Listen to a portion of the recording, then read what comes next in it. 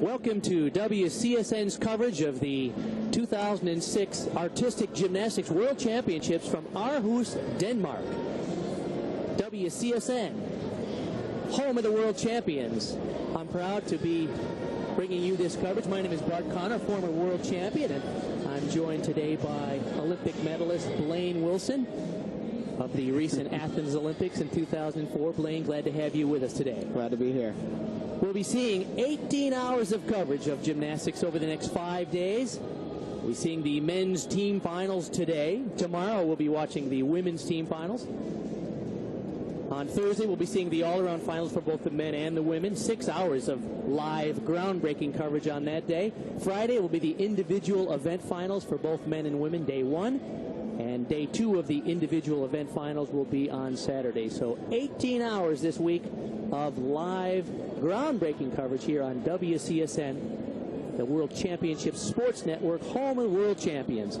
As you see, we are taking a look at the lineups of the top 8 men's teams in the world who qualified to today's team final. You see the lineup there for Romania. Let's take a quick look at the top teams. China qualified number 1. As not to be unexpected, Japan, the reigning Olympic champion, qualified 2nd. Russia 3rd. Romania 4th. Canada 5th. That was quite a surprise. Moved up a great deal from their most recent World Championship finishes. Germany in 6th. Switzerland, another huge surprise in the top 8. And Belarus, the former World Team Champions in 2001, the 8th and final qualifier. The big news for the American audience is that the U.S. team unfortunately had their worst finish ever in World Championship team competition, placed 13th place. 4 times in the past they've been as low as 9th place.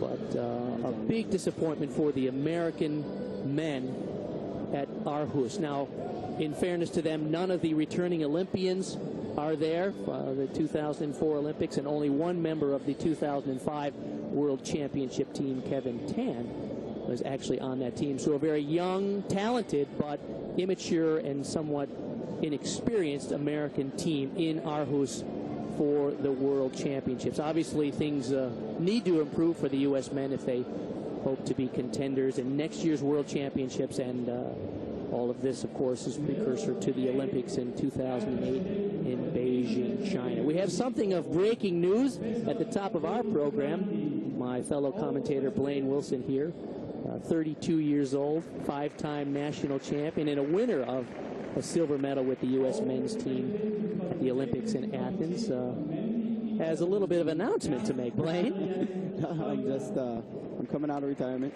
I'm actually looking forward to working on it. I've been working out a little bit, but I'm going to go to Columbus, Ohio, and train at Ohio State. We'll see what the next 2 years holds. Now, you may be teaming up with some of your former compatriots. A lot of people curious about your status, of course, and the status of Paul and Morgan Hamm, the twins. Paul, of course, the Olympic all-around champion in Athens. Will you guys all team up and start training again? Well, I'm assuming they're working out. You know, I go back to Columbus occasionally, but I'm assuming they're working out, and they haven't made up their mind of what they're going to do just yet. And you know, that'll be their announcement whether, you know, we'll see whether or not they're going to continue. Well, it's obvious after the performance here that the U.S. team has some very young and experienced but talented gymnasts. But their performance at these World Championships lacked some consistency. They got off to a fantastic start in the preliminary round on the floor exercise.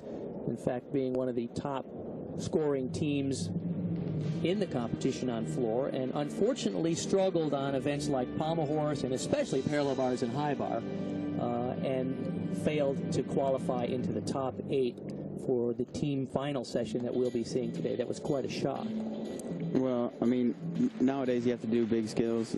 You could either go one of 2 ways. You could do bigger skills for more bonus, or you could stay clean and just hit your routines. But I don't know if the clean and hitting might be the way to go. The bigger routines, I don't know. It didn't. I don't think it worked out so well for the U.S.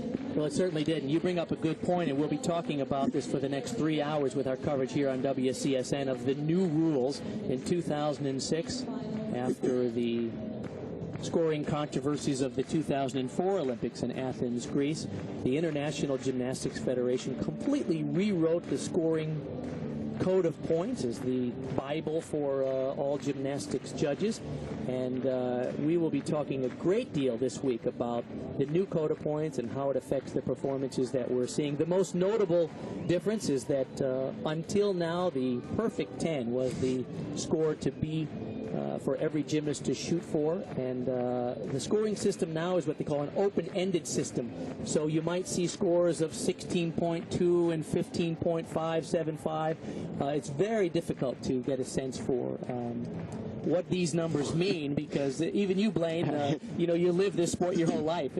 Really kind of strange to get used to these new numbers and put some perspective to them. Yeah, it's a little foreign. Honestly, Miles Avery put together some routines for me, and I was looking at him, and I said, what's this? There's no 10. 16, 17, what is this? But it's just the way gymnastics is evolving, and you have to explain it and let the audience know what they're looking at, and I think everybody will get used to it. We'll have plenty of time to talk about the new rules. You see the team from China getting ready to perform in this competition. In the men's team competition, this is what they call the team finals. Just 3 athletes from each team will compete. All 3 scores count. Now, this is very different from the team qualifying, where there's a team of 6 athletes. You place 5 athletes up on each event, and you count the top 4 scores towards their team total. To create a little parity in the men's team final competition and add a lot of excitement, the teams all place 3 athletes up on each event, and every score counts. So it adds an enormous amount of pressure, but as I said, it also creates a great deal of parity, because on paper you might be the best team in the world, but if you make some mistakes, you could be beaten by a much lesser team. You had that experience in Athens when you all came home with the silver medal for the American team. China, for instance, a heavy favorite for the last several years, had a disappointing performance in the team final and handed the title over to the outstanding team from Japan. Yeah, they were very good. I mean, the Japanese, they came prepared, and they did a really good job. And but I'm sure that heading into Beijing, China is going to be a tough team to beat. Yeah, they have an enormous system that's still producing the best gymnasts in the world in mass, and we'll be seeing some of their performances today, which this group of athletes, in fact, about half of their team, is the same with the team from Japan, are returning members from their Olympic team and former World Championship competition. A big difference from the American team, where, as I mentioned earlier, only 1 athlete is returning from a previous World Championship competition, and that was Kevin Tan. Yeah, that's a to have such a young team, that's a hard thing to do. But at the same time, competition-wise, they competed early in the morning, which is also a very tough thing to do. I know that in 1995 at World Championships, we had compulsories in the morning, and they were at 7:30 in the morning. Right. But compulsories were like, you barely warmed up for them, you did them. Now it's all optionals, and it's a tough thing to do. All right, we'll get ready for our first performance on the floor. After a short warm-up, everyone had basically a 30-second warm-up. From China, Chen Yibing on the floor. And he mounts with a nice tuck double-double, little step. And these guys are very powerful on the floor. Tuck front full, so front 1 and 3. Chen Yibing qualified 3rd in the all-around competition, so he will be a favorite not only for a team medal today with his team from China, but also for individual medals, including an all-around gold medal here in Aarhus. 2.5. Punch Branny. These guys have very nice lines. That's what they call a Fedorchenko. You mentioned the qualifying round. The U.S. did draw the first of 9 subdivisions. They competed very early in the morning on the first day of competition, and typically in gymnastics scoring, the scores are tight in the early rounds, and they tend to free up later on, and so that and the fact that the U.S. men had several mistakes, uncharacteristic mistakes, kept them out of this team final competition today. He dismounts with a full in back out. Little step at the end. Not too bad. Now you're going to see some unusual numbers when we take a look at the scores. For instance, he scored a 15.025 in the qualifying round. Most gymnastics fans are used to seeing scores like 9.75, 9.8. So all of these numbers are completely foreign to the non-initiated. The gymnastics is about the same as it was last year. Slight differences. Yeah, slight differences. It's very difficult for the judges to calculate these new numbers. Okay, from Russia now on the pommel horse, Sergei Horohordin. Mounts with a nice scissor full. And a lot of guys are going to stay on one pommel nowadays because they brought that back to this code. Before we didn't have as much value for being on one pommel. Oh! Gets a little off on a Fedorchenko there, but hangs on. One of the big differences in the new rules this year is the changes in what we call connection bonus. An event like pommel horse and parallel bars, there is no ability to get bonus points for connecting difficult skills. So typically the routines are a little bit longer, and you get points for individual skills in an additive sense, but no additional points for connecting difficult combinations. And that's a lot different than, you know, from 2004. We had a lot of connection bonus, and it helped us out throughout the competition for every single event. Now it's just based on how many skills you can put together. This is a real sort of test period for the new code of points. It's a very polarizing issue. A lot of gymnastics experts don't like it. I'm kind of old school. I like the idea that, you know, the perfect 10 was a mark that the audience could understand. I think the reasoning behind the new rules was to basically provide a better separation between good gymnasts and great gymnasts. It remains to be seen whether this new code of points will actually serve that purpose. I think it's going to take a whole quadrennium for people to get used to it, you know, all the way up through 2008. But, you know, once again, I'm more of the old school gymnast myself. So these scores, I mean, I guess if you want to look at it from a 10 aspect, high 15s are, you know, more like a 9-0. That's about right. And for all of these gymnasts, basically there's sort of the translation period where you're like, well, wait a minute, now what was that again? You know, what does that mean? What does that number mean? And it's funny because a fall now is an 0.8 of a point deduction instead of a 0.5 a point deduction. It really is a transition period for the gymnast coaches and judges trying to get a sense of what these numbers actually mean. Ironically, the gymnasts do similar gymnastics than they did last year. Some minor changes. The biggest difference is you cannot repeat skills. And so we're seeing a little more variety in skills that we might have seen under the old code of points. Okay, now from Canada, a real surprise qualifier to this top 8. They qualified in 5th place. The nice Cesarian. Cross Maltese. Wow. Adam Wong is 21 years old from Calgary, Alberta. Qualified 10th to the all-around final here, which will happen later this week. It's good to see a different variety of countries in the top 8, you know, as far as team finals go. Nice pike Yamawaki, back rise to handstand. He was the youngest member of the Olympic team for Canada in 2004 in Greece. Nice layout full out. And he is the reigning Canadian national champion. Big hopes for Canada on the rise, who has not normally been considered a contender for team events. You can see the score there for Horohordin, 14.75.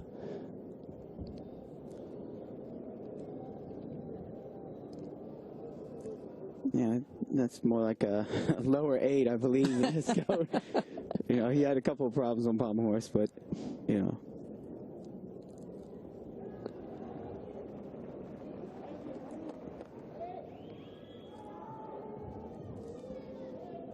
To the vault now for the Swiss team, qualified 7th of the 8 teams here. They have a lot of new coaches who have moved there from foreign countries to help improve their program. This is a nice handspring double front. All right, there's one of your favorites, Blaine, a handspring double front. That Nicky Boschenstein from Zurich, the 21-year-old. His favorite event is the parallel bars. Not bad on the vault there. A little low on the landing. A little low. He scored a 16.125 in the qualifying round. What does that mean? Well, we don't know yet. We'll have to figure that out as we go. Sure.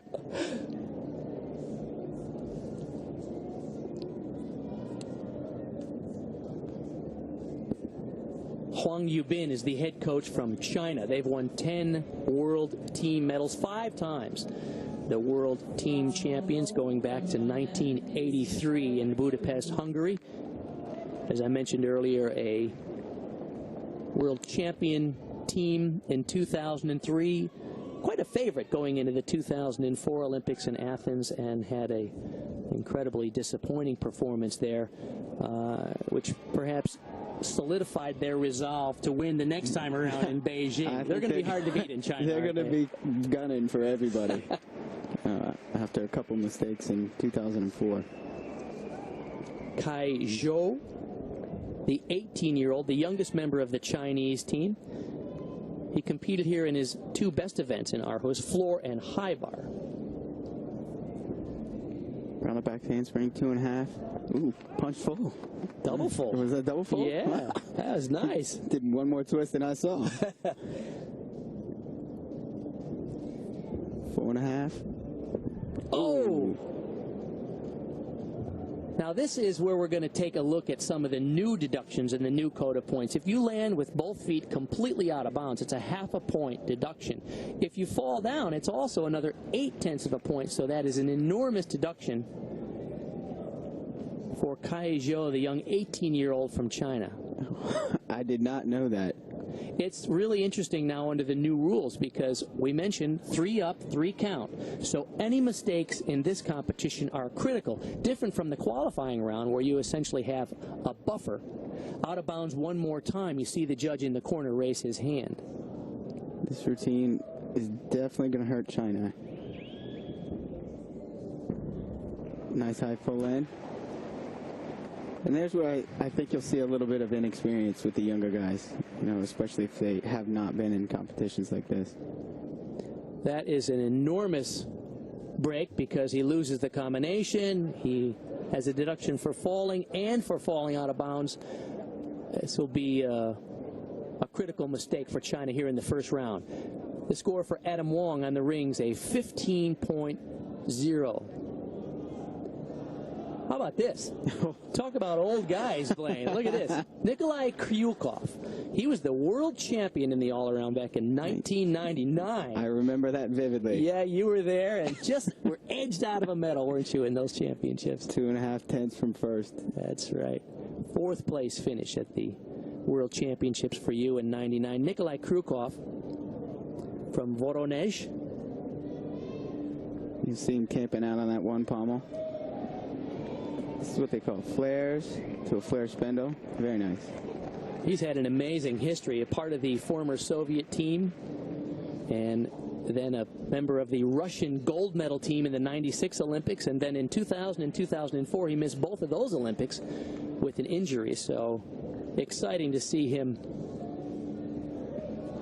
really a world-class gymnast after so many years, nearly 10 years at the top of international gymnastics. His first world appearance was back in '97.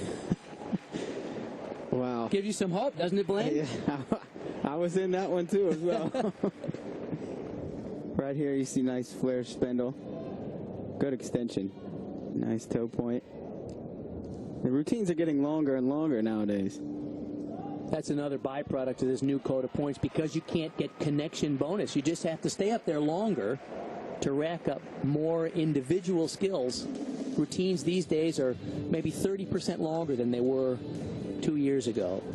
The score on the vault for Switzerland's Nicholas Boschenstein, 15.875.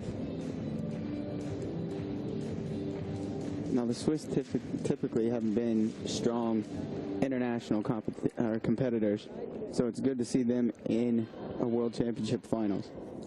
I mentioned they have some influx of new coaches from Romania and Hungary that have really improve their program. Sandor Kirai, a Hungarian coach, has recently moved there. Nikoshor Pascu and Csaba Borden, a Romanian and a Hungarian. So really their coaches all come from the outside and have made a huge improvement in the quality of the gymnastics in Switzerland. It's a nice handspring double front. The legs are apart a little bit. Got nice height. Got in the tuck a little bit early.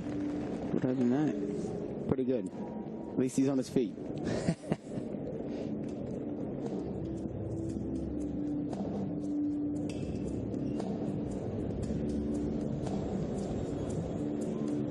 So we saw the opening rotation, which included China, Russia, Canada, and Switzerland on the first 4 events. Now there is a short warm-up break, and then we will continue with the other 4 teams who are preparing to go in the second half of rotation 1. So let's take a look back a few minutes ago from Canada on the rings.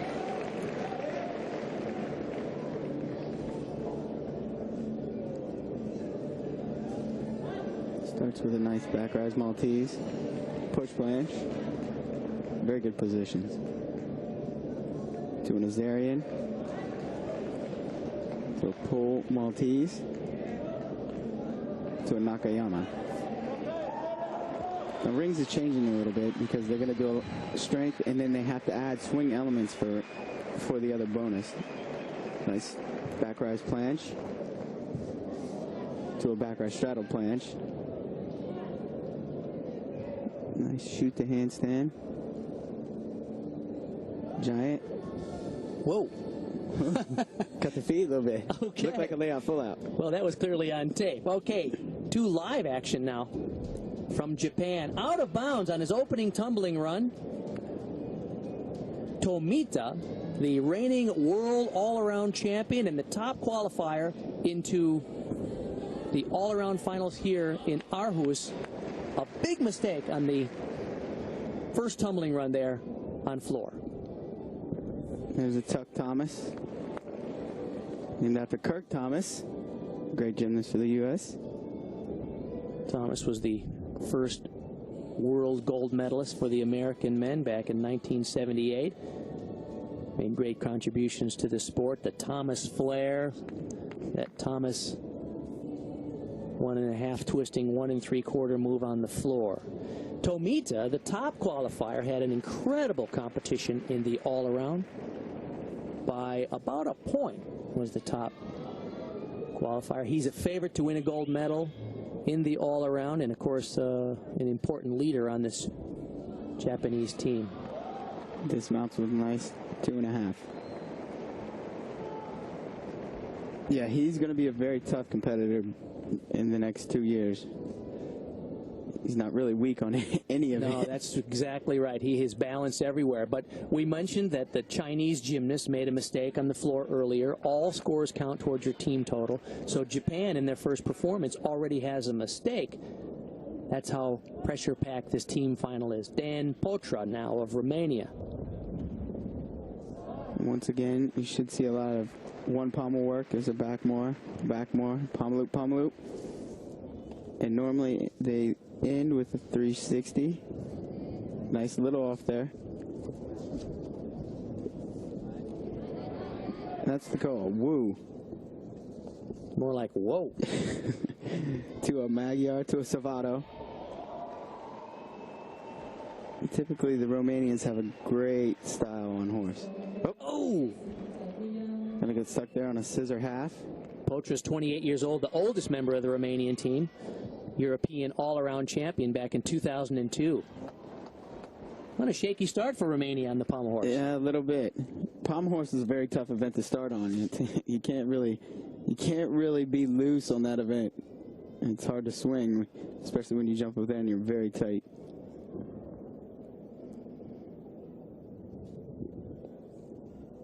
Hiroyuki Tomita not pleased with the first performance on the floor. 14.575. Unfortunate start for Japan. Lost a lot of bonus on that first pass. Nakase now, who is the 6th best gymnast in the all-around competition, qualifying a couple of days ago here in Aarhus. And he starts off with a nice tuck double-double, once again out of bounds. And floor is going to be another hard event, especially with this quote. 4.5 full. Rudy, very nice. You mentioned guys bouncing out of bounds. This equipment is Gymnova from France, and every equipment, even though they fit some International Gymnastics Federation specs, they're all a little bit different, aren't they?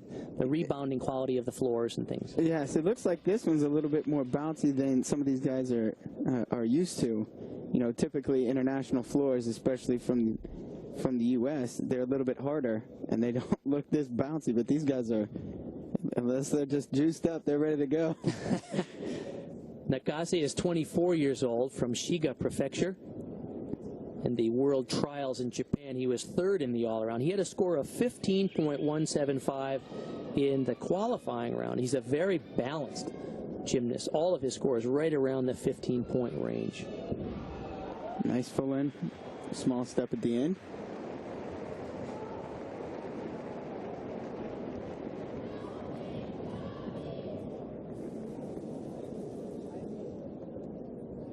Getting ready on the pommel horse for Romania is Flavius Cozi, who is part of the new generation of Romanian stars.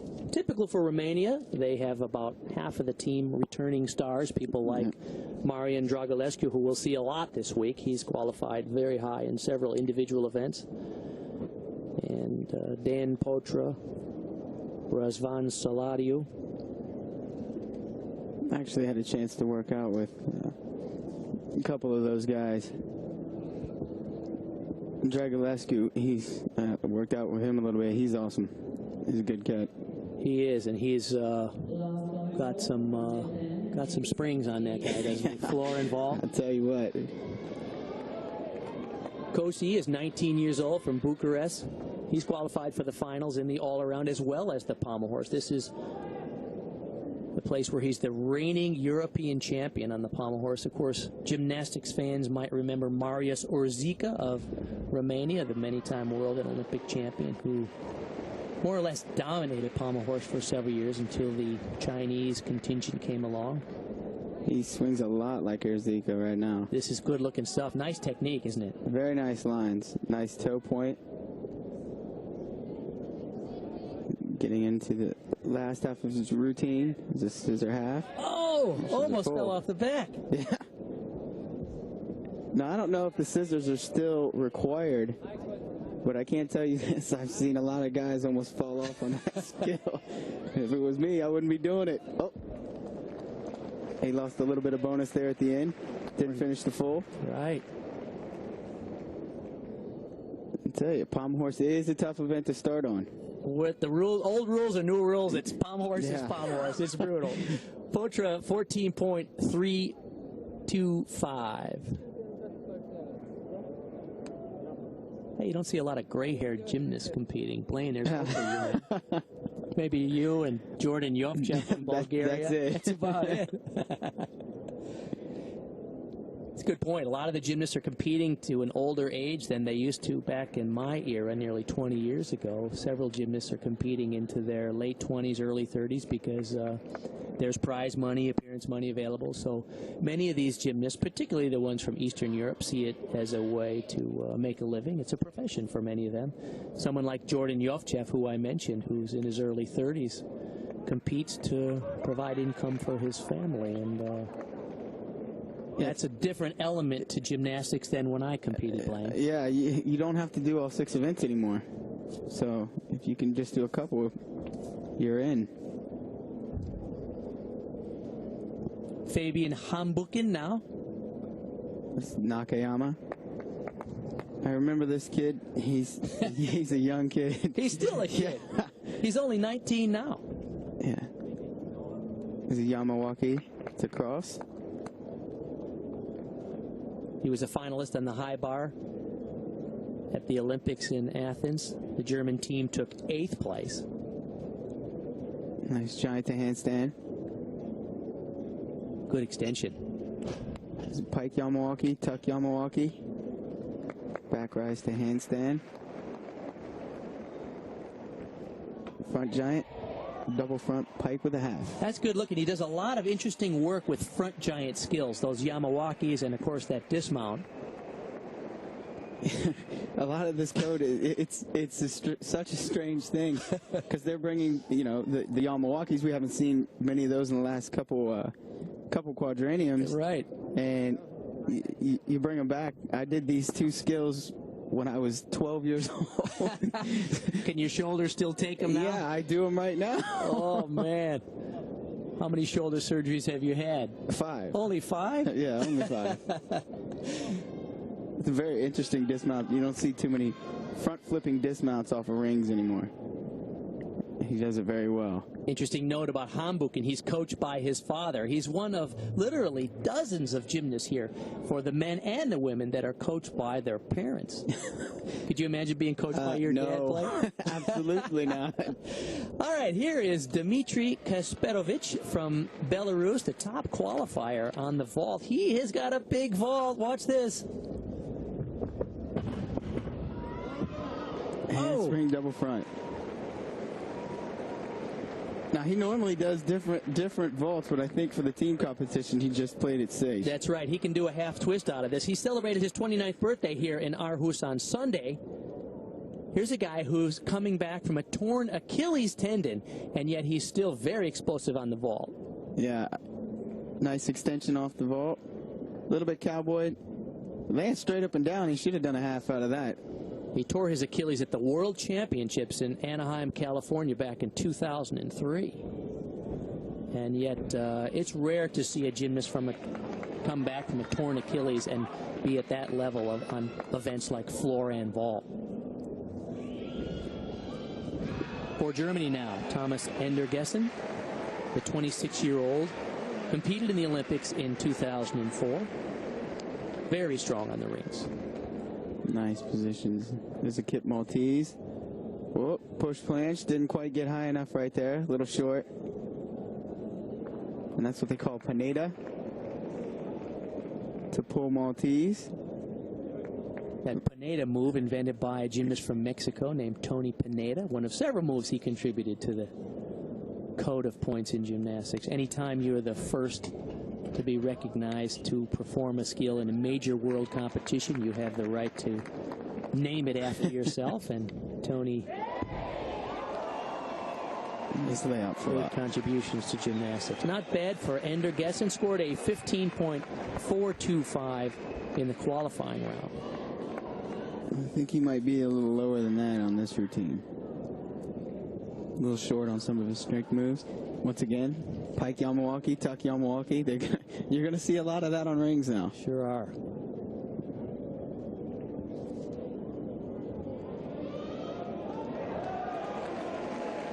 Very nice execution.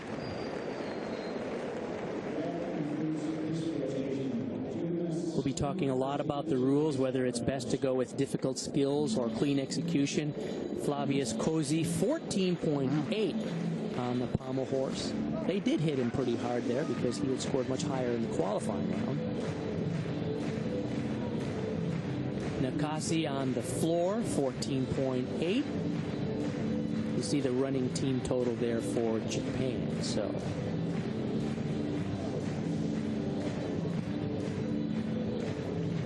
the way this competition works today, there are essentially 6 rotations. I'm proud to say Bart Connor, along with Blaine Wilson, here for WCSN, calling the action here at the 2006 Artistic Gymnastics World Championships. How about that? When have you seen Switzerland on top in a team final competition? That's great to see. It is, but of course they started on the vault, and vault is typically a higher scoring event. We expect that teams like Japan and China will work their way back up into the top of the standings, but it looks like floor is going to be the telltale. Don't quite understand the score there for Romania. Perhaps they haven't yet added in their third score for the team total. We'll try to get an update on that. 6 rotations of competition. 3 athletes up from each team. The best teams, based on their qualifying scores, get what they call the Olympic rotation, which is the floor, pommel horse, rings, vault, parallel bars, and high bar. And so the top 2 teams, both China and Japan, from the qualifying rounds, are following that Olympic rotation. I love that rotation. Starting on floor, ending on high bar. Warm-up continues here. The top of the second rotation, German gymnasts preparing to vault. Romania will be on the rings.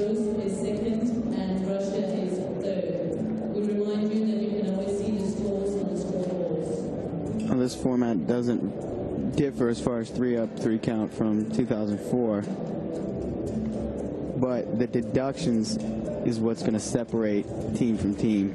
I mean, once again, you make a lot of mistakes, and a lot of points are going to be hard to pick up. You're going to have to bank on the other teams making the same mistakes, or worse mistakes than you made. Good point. As we saw in the first rotation, the top 2 teams, Japan and China, both had a pretty serious mistake.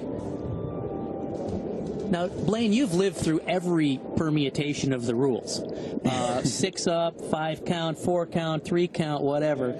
Do you have a preference now, what we're looking at here, 3 up, 3 count? What's your preference after having competed in every way gymnastics can be done? Well, I mean, 3-up, 3 count that gives every country that's in the top 8 a chance to win that competition. Because based on mistakes, as you see right now, the top 2 teams that qualified into team finals, they're, 5th and 6th, respectively. So it's, it gives the other countries a chance to get in, even if they, might not look as good on paper. So. Now, typically events like pommel horse and parallel bars are lower scoring. Routines like floor and vault are a little bit higher scoring. So it's a little early to make any predictions how this competition will work out until everybody's been through vault, because the scores are considerably higher on vault, and if you haven't yet been there, you might be pretty low in the rankings compared to the rest of the field. I'll tell you what, this event right here, though, if you fall off, it's going to hurt the whole total, because you can fall off multiple times on this event. It's the beast, as many gymnasts call the pommel horse. Here is Naoya Sukahara. Gymnastics fans will, of course, remember that his father, Mitsuo Sukahara, the legendary Olympic and world champion in the 60s and 70s from Japan. Now, he's been around for a long time as well. 1997, I think, was his first world championships. He did not compete here in the all-around. He's 29 years old. He hangs on at the end. Looked like he took a little step. You don't see that very often on pommel horse. That's unusual, and he scored a 13.6 in the qualifying round for Japan, so good point. We're looking at scores, good scores in that 15 to 16 point range, but it's very easy to end up with a 13 or a 12 on the pommel horse without trying that hard. You fall off a couple of times and you're down there, and I think and with those low scores, they would be close to like an 8.0 if you were looking at a 10. Marcel Nguyen now from Germany getting ready to go. The 19-year-old from Munich. Get this, he began gymnastics back in 1995, Blaine. How many world championships had you been in? That was my first one. I was a junior in college. Many of these teams are comprised of some veterans and some new athletes that they're bringing along, hoping that they will be ready and in time for the 2008 Olympics. And that's the case here with Marcel Nguyen. He competed in 4 events for Germany in the qualifying rounds. Looked like a soup double full.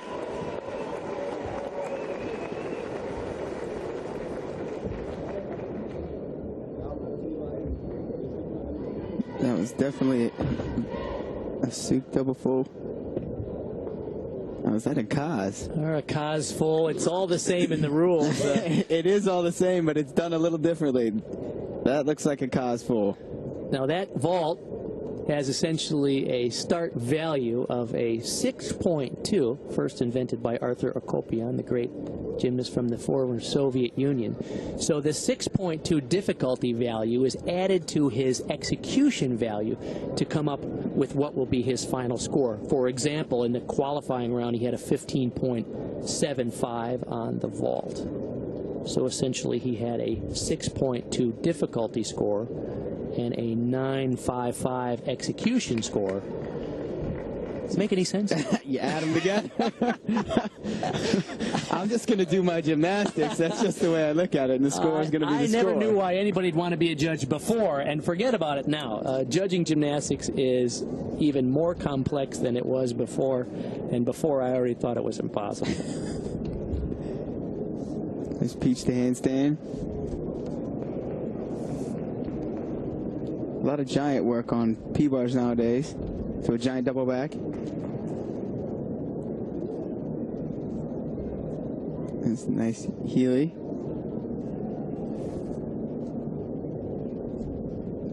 Belarus proud to be in this team final, qualified 8th.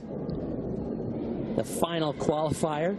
They are led by, of course, Ivan Ivankov, the 31-year-old who is still competing. Alexander Sarevich. Not a bad effort for their first guy up. Finished with a nice double pike. 15.075. Good score on the parallel bars. The 20-year-old from Minsk and the youngest member of their team.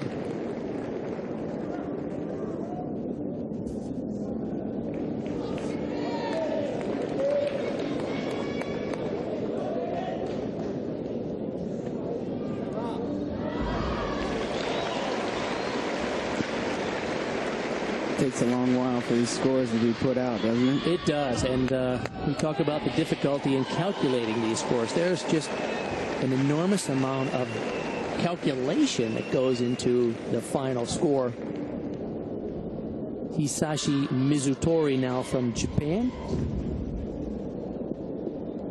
Starts off with a nice Magyar to Savada. He was second in the all-around last year at the World Championships in Melbourne, Australia, to his teammate Tomita. And the Japanese, they're a stacked team. They have a lot of good guys on their team. He was a member of that gold medal team in Athens. Looked like he did an old school Buckeye there. Explain that. Is the term we used for a skill on pommel horse at Ohio State. It was called a Buckeye. And then there was a Hawkeye, and, just a bunch of Big Ten skills. You claim ownership of those moves? I did not. Sukahara, 14.475 for Japan on the pommel horse. He scored only a 13.6 in the qualifying round, so a little better effort for him there. They'll need it after the unfortunate mistakes on the floor exercise. I always love standing up on that podium waiting and waiting. See a lot of these guys walk down off the podium and come back up onto the podium when the judges are ready. Yeah, I always used to like to get off the podium and just kind of get my thoughts together rather than stay up there. How did you feel about it? It cost me a medal in Switzerland because I stood up on the podium and thought about things entirely too long. Next thing I know, I was on the floor. Don't think, Blaine. Yeah, that was the problem. Was that before your high bar routine? Yep. Oh, that would be the one.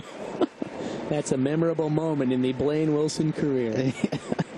A nice Azarian across, pull Maltese. Another important note about the new rules is the way you get connection bonus on rings is by connecting strength skills, but they have to go in what they call an ascending phase, right? So basically you have to go from a lower position to a higher position to get connection bonus on rings. Nice back upright straddle planche. See a lot more giant work There's a front giant to handstand. Dismounts with a nice layout pullout. The 28-year-old Dan Potra from Timișoara, Romania, had a 15.375 in the qualifying round. The vault score there for Marshall Nguyen, 15.55.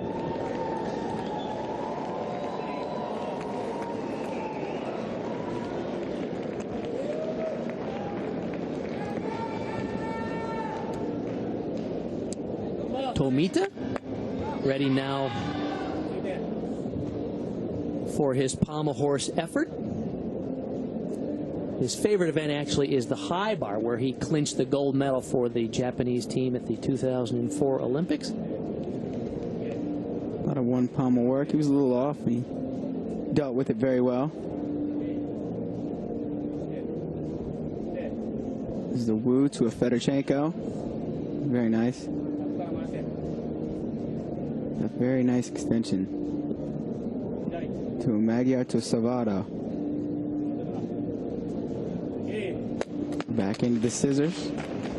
Now once again, I don't know if the scissors, if you have to do scissors. I'm not sure. I don't think you have to. Very nice routine. There are essentially 5 element group requirements on each event. One of them is the single leg swings or scissors, then circles, spindles, or handstands.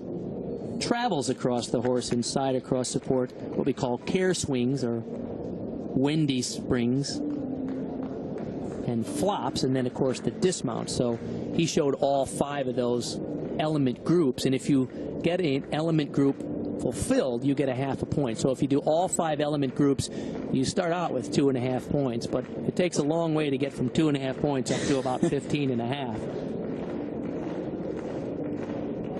Well, you're looking at a gymnastics legend right there. There is Ivan Ivankov, the 2-time world all-around champion, one of only 3 gymnasts who have ever accomplished that feat. No one has ever won back-to-back world championships. Tomita from Japan has a chance to do that this year, but Ivankov joins legends Dmitry Bilozerchev and Yuri Korolev, both of the former Soviet Union, as a 2-time world champion. He won in 1994 and 1997. One of the oldest competitors in this event at 31 years of age, originally from Minsk, Belarus, but now living and coaching in Oklahoma at the Bart Conner Gymnastics Academy. A shout out to all the boys back in Norman, Oklahoma, watching their coach compete for his home country of Belarus. Yeah, Dmitry Bilozerchev actually is the coach at Ohio State, assistant coach at Ohio State. So when I head back home, I'll be working with him and Miles Avery and Doug Steibel. Ivankov, one of those gymnasts who came back from a torn Achilles tendon injury to regain his form and win a world all-around title. That's pretty remarkable. He competed in 4 events here for Belarus to help them with their team effort, and had a great competition in the qualifying round and is qualified for a couple of finals. Nice effort on parallel bars. Very nice. Very strong competitor, very confident. Nice giant double back. A lot of people don't realize how much pounding goes on this event. You know, the other events might be worse, but this one, a lot of upper arm skills. Ivankov, really well known for his beautiful form, technique, and precision. Was a little short on his first peach half to handstand. But came back to do a very nice routine. He has won a total of 11 world championship medals in his storied career, and he led Belarus to the team championship at the 2001 World Championships in Ghent, Belgium.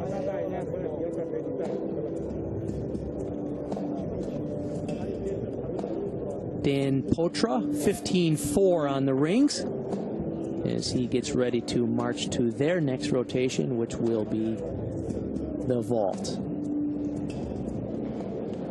For Germany now, Fabian Hambuchen. Oh, nice. Yurchenko 2.5. Very nice. Very nice. I love this kid. He's always excited. Always excited. He used to wear those little round glasses. We called him Harry Potter. He is a charming kid. A little off on the very beginning, but handles it very nicely. That vault, made famous by Kyle Schufelt from Canada, has a 6.6 start value, so good effort there. Okay, from China now, the masters of the pommel horse. Yeah. What can you say about this? Oh, no! Was he warming up? I hope so. I don't know. Yeah, I think he's warming up.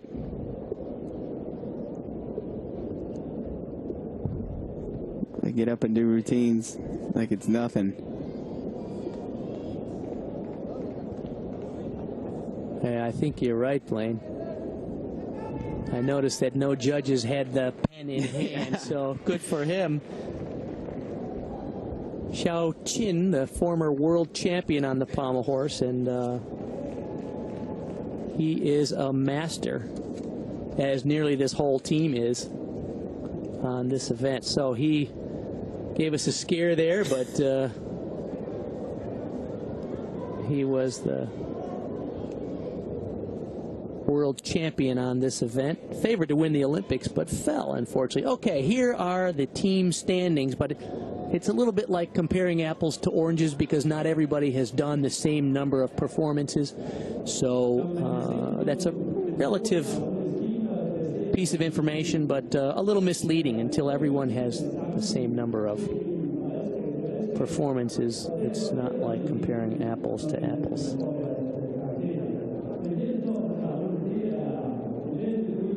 There is Yang Wei from China, who one of the leaders of this team and Olympic gold medalist. He has also been around for a little while as well. He sure has. He's 26 years old. He's the oldest member of their team. Runner-up at the 2000 Olympics in the all-around and the 2003 World Championships. Boy, he thought he won it in 2003. Finished the floor, raised his arms up in salute, but he forgot about old Paul Hamm, who had a knack for coming through in the clutch. I was sitting there watching that whole thing. It was awesome.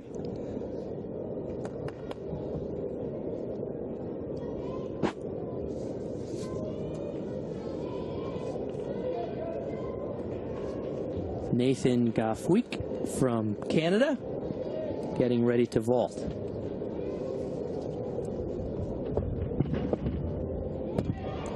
Yurchenko 2.5. Very nice.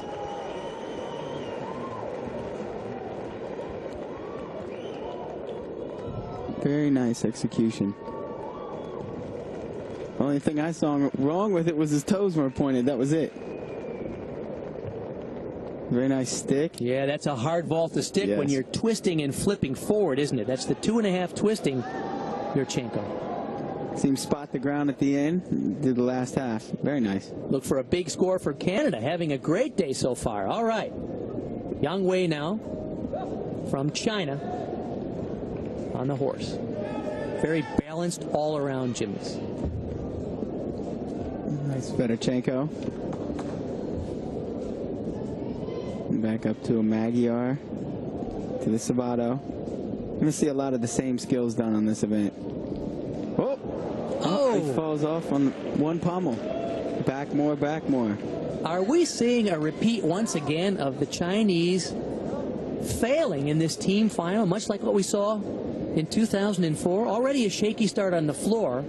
Now their first performer misses on the pommel horse. Remember, every score counts towards the team total. Whoa. Once again, Scissor Foal has problems. Oh!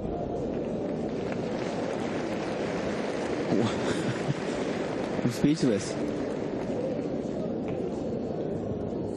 He's right here, back more, gets a little off. And do another pommel loop. Devastating start on pommel horse for China. they really own this event. They have 2 world champions on this event. And a shocker that Yang Wei, who's typically very consistent and a balanced all-around gymnast, made a mistake. Brandon O'Neill now, medalist on the floor at last year's World Championship for Canada on the vault. Cost 1.5. What a meet Canada is having.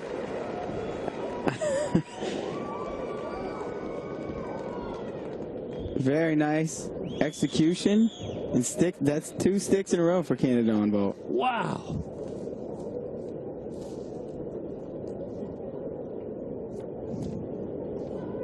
Nice high. Once again, spots the landing and sticks it.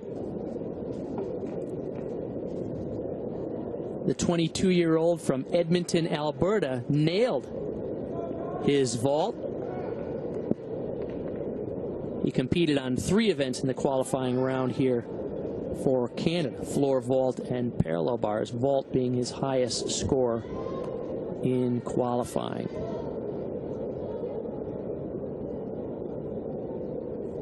From Switzerland now, Claudia Capelli.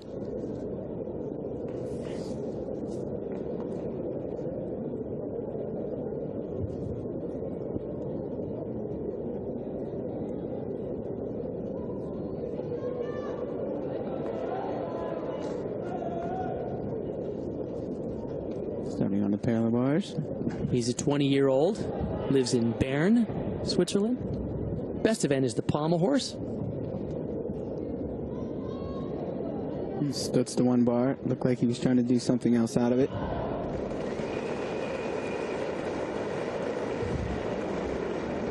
Healy to upper arm. Back up rise to handstand. Healy. Front 1 1/4. To a double pike. A little short on the landing. This is an event where I'm noticing a little more variety of skills, because different from the last coda points, since there are no connection bonus, you have to stay up there a little longer and do a few more different skills to get a decent difficulty score.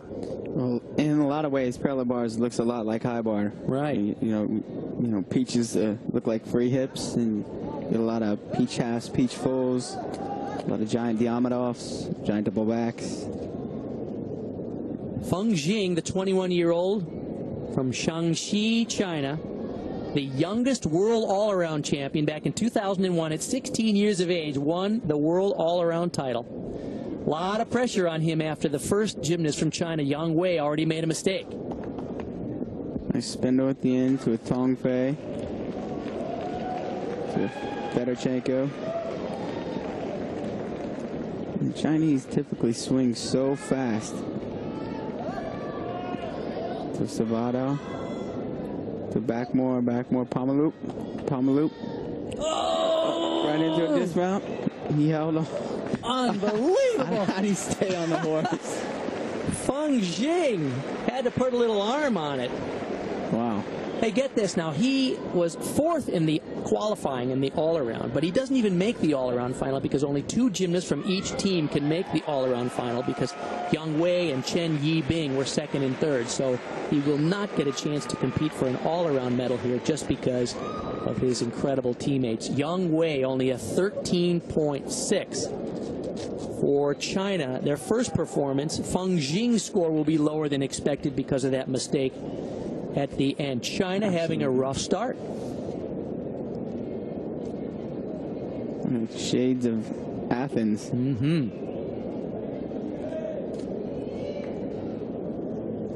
Alexander Safoshkin. You want to see somebody write the book on how to do rings? Here you go. Here's a gymnast who was a great all-around gymnast, took off 7 years to go to the circus, then came back to compete. And he is extremely strong. Unbelievable, the body positions in his strength moves. Wow, Pike Yamawagi to a Maltese to a push planche. The reigning European champion on this event. He's 30 years old. To Nakayama. Back up rise to straight body planche. Little short on the hold. Need to hold everything 2 seconds to get full credit. couple of steps there on the dismount, but extremely strong. He competed in 2 events in the qualifying rounds, the rings and the parallel bars for Russia. 16.3, Brandon O'Neill. Impressive for Canada on the vault. That's like a 9.8. That's big. That's big.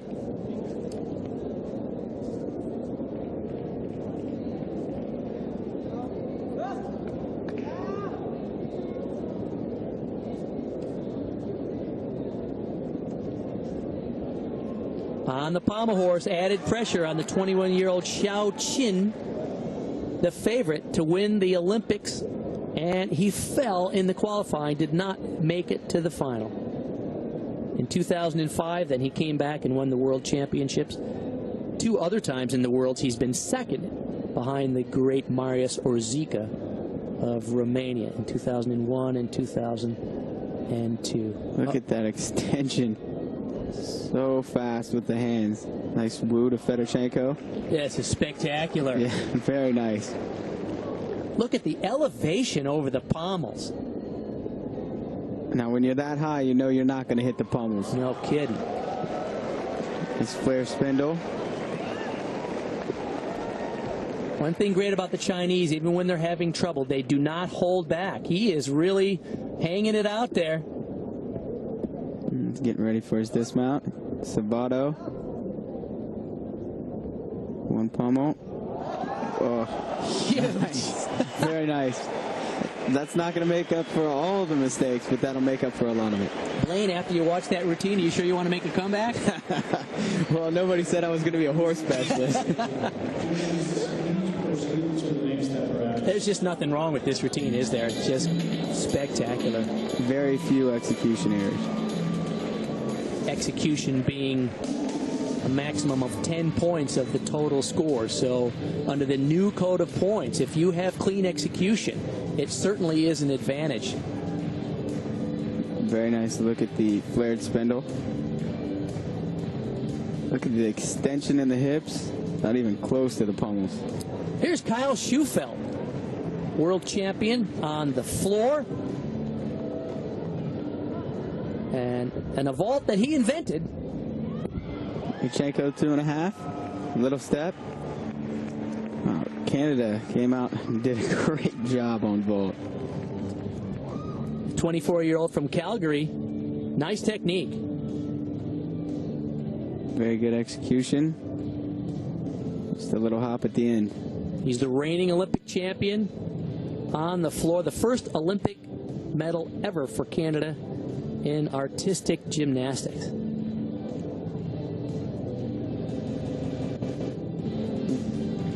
think we're seeing a replay. Giant double back.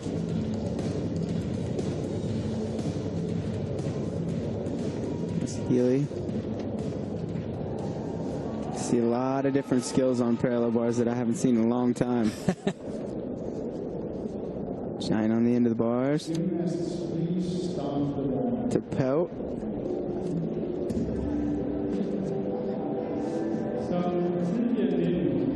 To double pike. Very nice routine. That's Boschenstein of Switzerland. See, a lot of these guys are smarter because they wear the badge on their arm. 15.325 his score for Nicholas Boschenstein on his favorite event, the parallel bars. We'll see him in the all-around competition later this week on WCSN's exclusive live coverage of all of this gymnastics out of Aarhus, Denmark.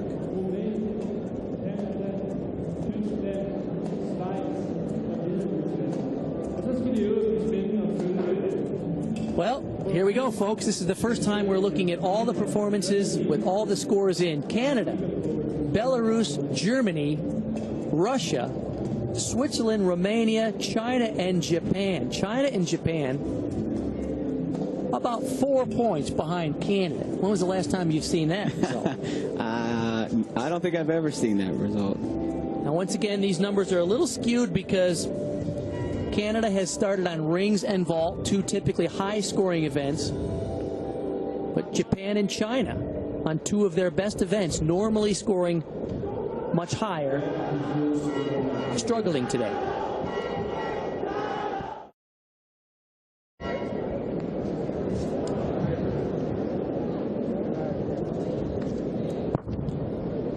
Canada will be finishing on pommel horse, which is a tough finishing event for any team. Right. Even when you hit, the scores are low. Yes.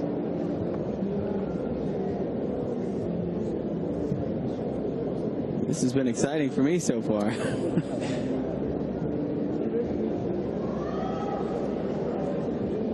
We're watching the team final competition, the top 8 teams in the world in artistic gymnastics for men, live from Aarhus, Denmark. The 2006 World Artistic Gymnastics Championships. One of the shocking stories of this competition so far is the fact that the American men, a rather talented but inexperienced team, did not do well in the qualifying rounds and are not in this all-around team final competition, which features the 8 best in the world. The American women qualified extremely well. They're leading the competition.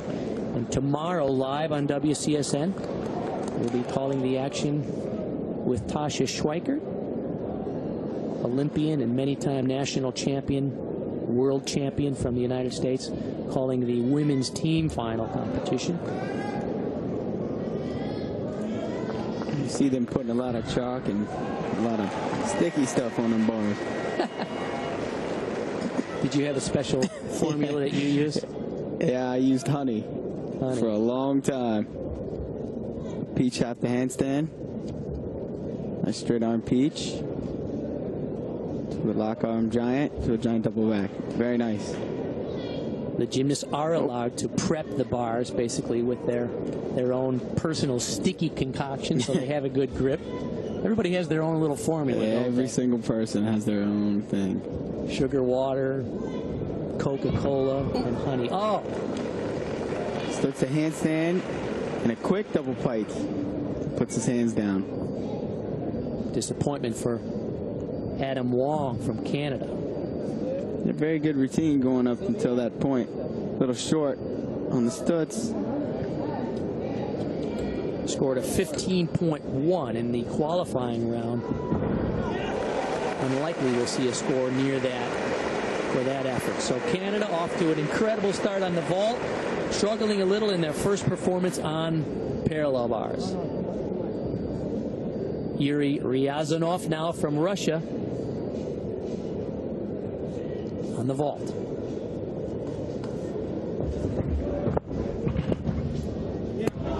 Check a double full. Seen a lot of sticks on vault.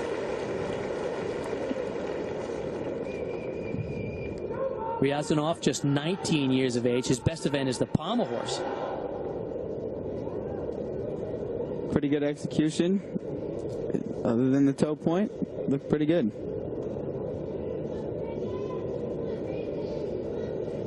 That vault basically a 6.2 start value. So you add that to his execution score, a maximum of 10. So the maximum you could score on that vault would be something like a 16.2.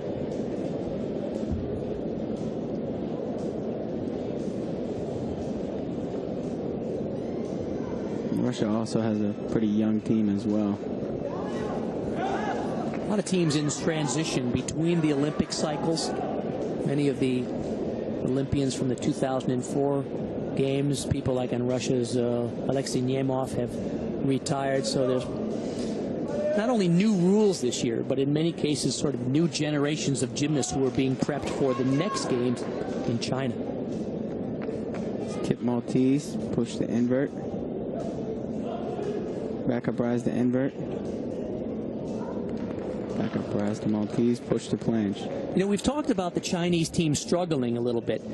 How many times have you seen this, Blaine, that when they struggle, rather than getting mad, aggressive, and recovering, the problems continue, it seems? We've seen that a lot, haven't we? A whole lot, especially from the Chinese teams. They don't, instead of going in there and try to stop the bleeding, they just kind of continue to do what they're doing. This is a pretty good routine so far, but still, you've seen a couple little mistakes that are going to cost him. Very nice, laid out double-double. How nice to see a big dismount like that. That's hard to do at the end of the routine. Most gymnasts opting to do just a single twisting double layout. It's layout Gazogi. You don't see that very often anymore. Talk about shoulder problems. Oh, you got to take out your shoulders and put in ball bearings or something to do that move. Switzerland now on the high bar. Starting off with the stretch marker off. Haven't seen that skill in a while, but they're bringing it back. Nice side Ginger. This is Daniel Groves. Invert. It's a full twisting one arm. Endo, full spin to eagle. Very nice so far. Groves is 22 years of age from Grosswangen. This is one of his best events, this and the floor.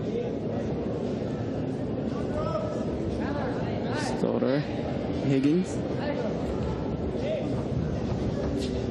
Nice layout, pull out with a little hop. Okay, 15:07.5, the score there for Daniel Groves. He had a 15.225 in the qualifying round.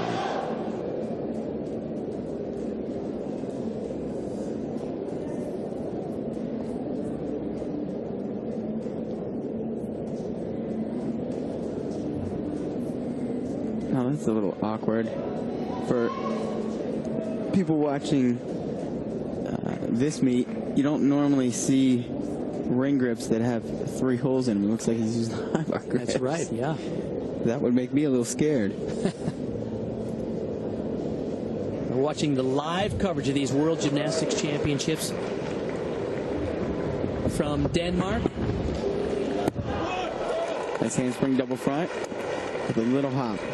Occasionally, the host broadcaster will roll in a piece of tape in case the score comes up very quickly. It's pretty obvious that that is on tape. There's 4 ring circuits going on, 4 events going on simultaneously. So whenever there is no live action ready, the host broadcasters are kindly rolling a videotape of a previous performance, and we're glad because that allows us to see more gymnastics today here on WCSN. 18 hours of live coverage this week. It's groundbreaking, and for the serious gymnastics fan out there, this is what it's all about. Well, we are in for a treat here on the rings. Chen Yibing is just awesome. Kip Maltese pushed the invert. Wow, those are very flat positions. Very nice. Pike Yamawaki to a backup rise, straight body planche. His positions are just awesome. There's Nakayama doing a Zarian. Very nice.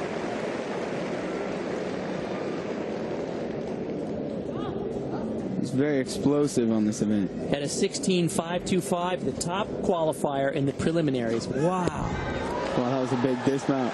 Nice high layout full out. Very good routine. The 22-year-old qualified to the all-around finals in 3rd place.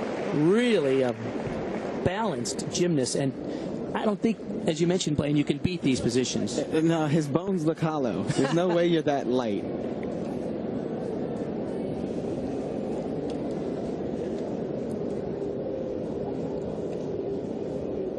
Very quick. And look how he opens up on that layout full out.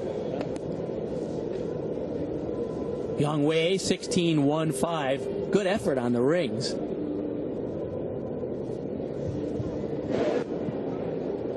Two really strong performances there for China in their hopes to climb their way back up into the team standings here. From Russia now on the vault, Nikolai Kryukov.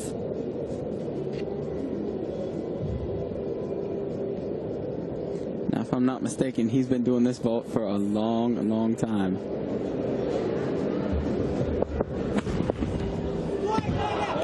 Handspring double front. Maybe 10 years at the international level? Yeah, a very long time. That vault has a 6.6 difficulty rating. Nice high. Gets into the tuck a little bit. That's why he ends up a little bit short. Vault is named after a gymnast named Roche from Cuba. The first to do this handspring double front in major international competition. It's hard to land, isn't it? It's a blind landing, yes. It's very hard to land. You have to be able to judge the floor. And basically, it's knowing where you're at. Now, if you like Marion Jorgulescu and you see the floor and just do a half, that's pretty easy to stick.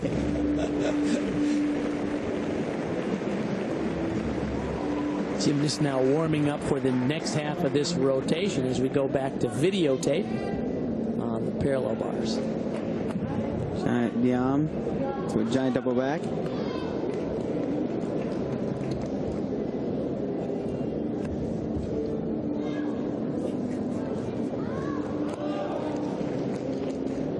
Stutz to Diamondov. Stutz to one bar. This is Ken Ikeda. A little bit loose. Nice side double pike.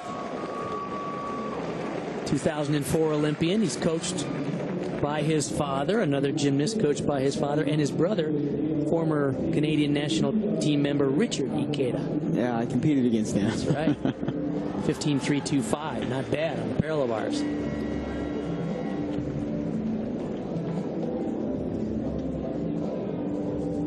Pretty good positions. Nice high double pike. One thing I notice here, the Gym Nova mats are light colored.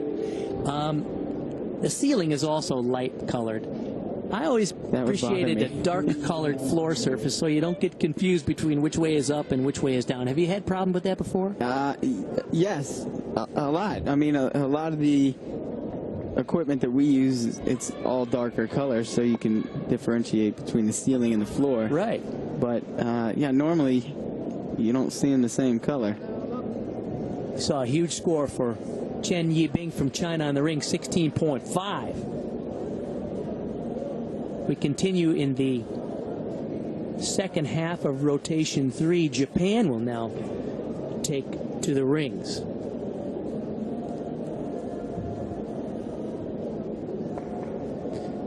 No, I don't know. Our meets always seemed like they were a little shorter.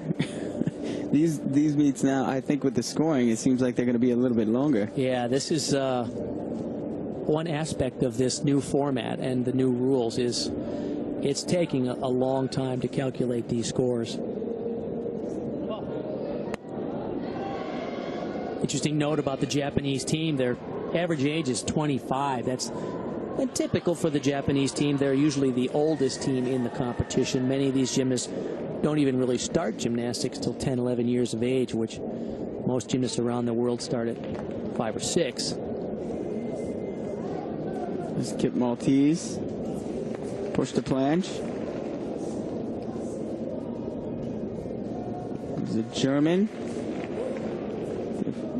Front rise out cross, pull Maltese. A little short on the holds.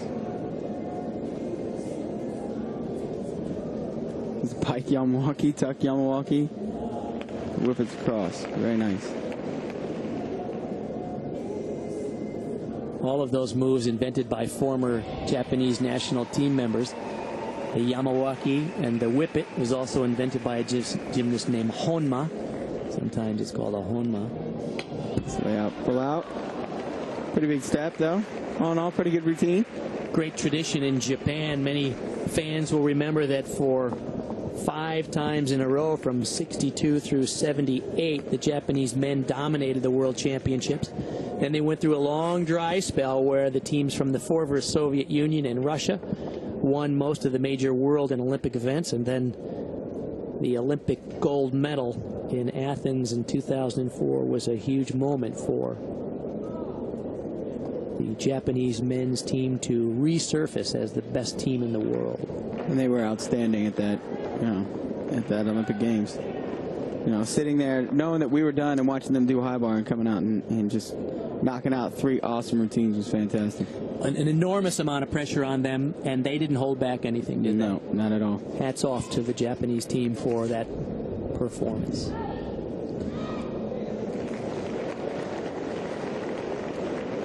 Alexander Sarevich, the 20-year-old from Minsk, on the high bar now. Is it Thomas? To a Tuck Kovacs.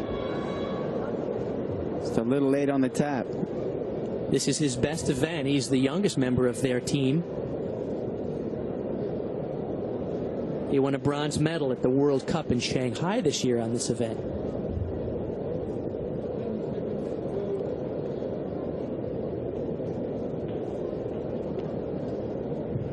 High bar certainly one of the riskiest events, not only in terms of life and limb, but also in terms of getting a good score. Absolutely. A fall on here means that he doesn't get credit for that skill, which will really hurt his difficulty value in that aspect of the score. Started to Higgins. Indo, full roll to Eagle. Indo, full spin to mix. You'll see a lot of full spinning now. A lot of skills doing full turns, starters, Indos. Just triple back at the end. A little short. Kind of nice to see triple backs. You don't see a lot of them in the last quadrennium, but now it's a highly valued skill, and so you'll see more of them. What happened there, Blaine? You've done a Kovacs. Yeah, it's just a little late. Looked like he closed his shoulder angle a little bit and caused him to go a little too far.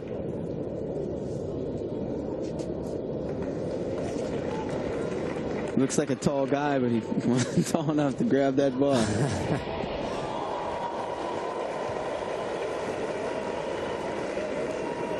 Daniel Popescu, the 23-year-old from Romania, originally from Reșița. Best event is the pommel horse. He was a member of that bronze medal winning team at the Olympics in Athens, 2004.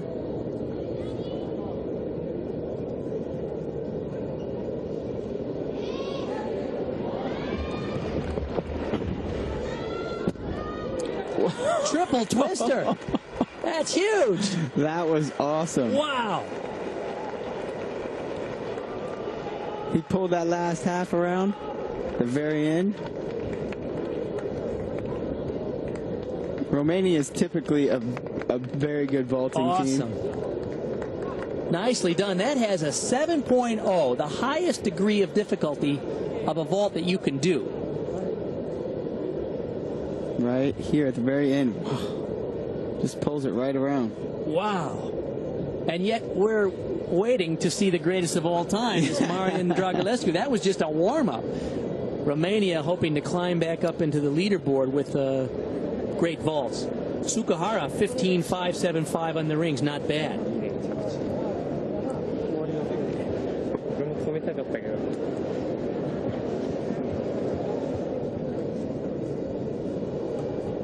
I think this is where Japan and China are going to close the gap a little bit. Getting back into some of their stronger events.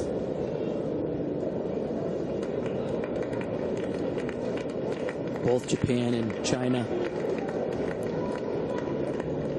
much farther down in the standings than we expected at this point, but you're right, their big events are coming up, and it's too early to make any predictions as to what might happen here in the team final. But there is no question that Canada, Switzerland, Germany, sort of surprise members in this top 8, are having somewhat of a resurgence. All doing very well. You can see once again, putting the syrup on the bars, getting them all ready to go. A lot of giant peach work. We saw Marcel Nguyen earlier. Peach half the handstand. Peach to handstand. Good technique. Giant. Very nice. Giant double back. To a swing handstand to a Healy. A lot of moving around on the bars though. Healy to upper arm, back upright handstand. Oh! Whoa! Nice! To a full twisting double back off the parallel You know, balls. you rarely see that. We saw it in the finals of the Olympics in Athens, Greece, from a Japanese gymnast. But how about that? Wow. Is that nice? That is awesome. Nice high, spots the floor and does a full out. A rare full twisting double at the end when every gymnast does the compulsory pike double back somersault. What a treat to see from Marcel Nguyen, a 19-year-old out of Munich, do a full twisting double at the end. Expect a good score there.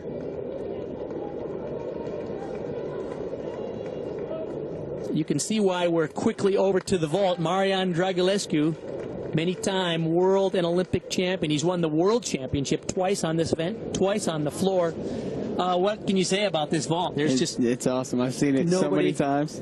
Can do it like Dragulescu. Wow. He sees the floor so early, just halves out. Handspring double front with a half.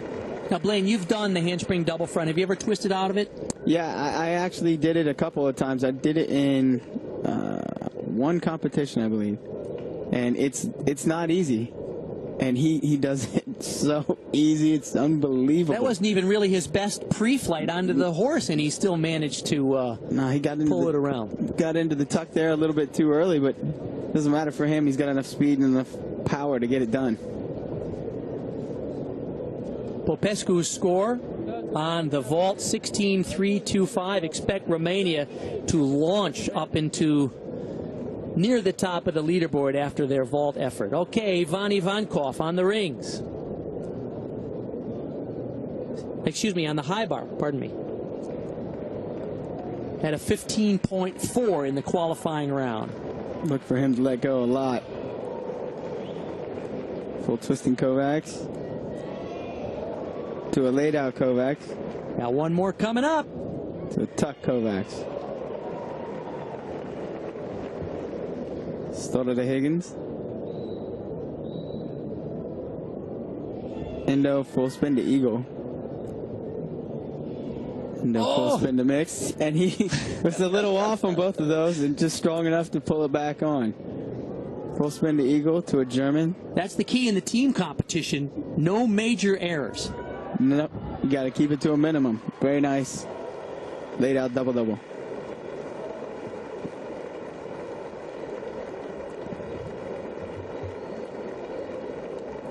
There's the layout Kovacs.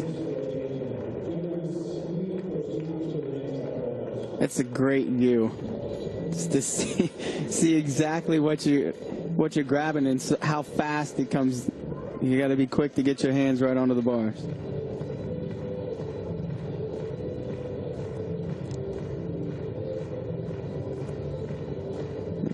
Tuck Coleman. And look how high he is above that bar.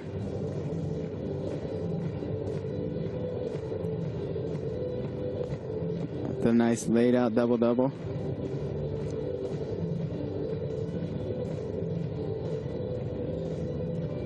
Here's a guy, I watch him work out nearly every day at our gym in Oklahoma, and he does that Kovacs, a tucks Kovacs in his first turn up every time. A couple of pirouettes and a Kovacs as a warm-up. Over the pit, but still, it's for him it's like walk in the park. It's going to take me a little while. Back to the rings for Japan now. Tomita, the reigning world all-around champion.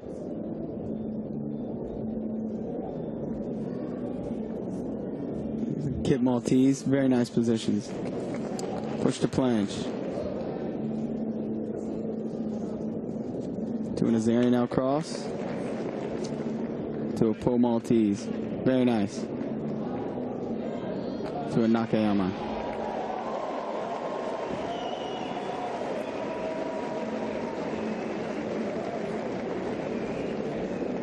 Dislocate. Shoot the handstand. pike Yamawaki, back rise the handstand. A little short on the handstand at the end.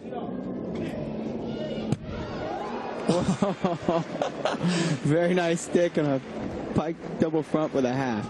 You better check that mat. He drilled it. It might have gone right through. I don't even think he bent his knees. As expected, Russia and Romania, because they have been devolved, are now moving up in the ranks. Russia in first, Romania, Canada, Germany, China and Japan still on the rings, yet to do their vaults, which will surely skew them back up towards the top of the leaderboard.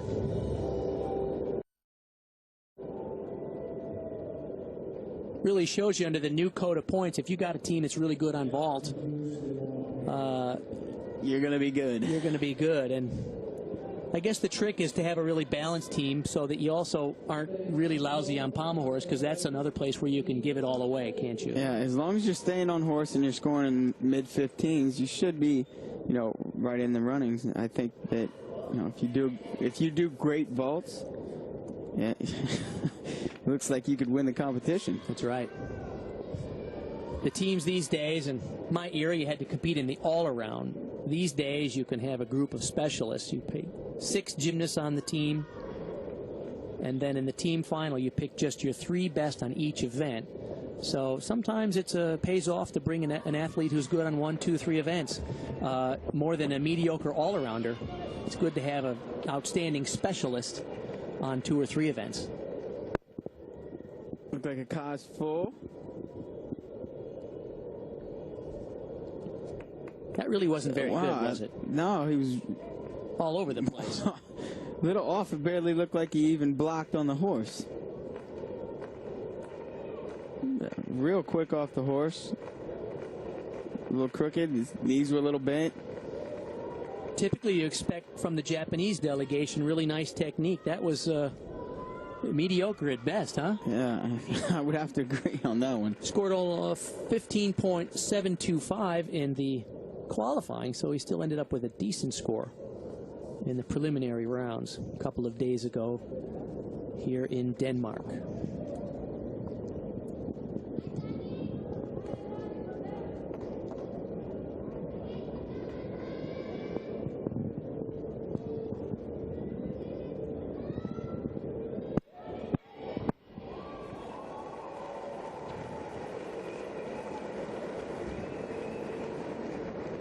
Daniel Popescu.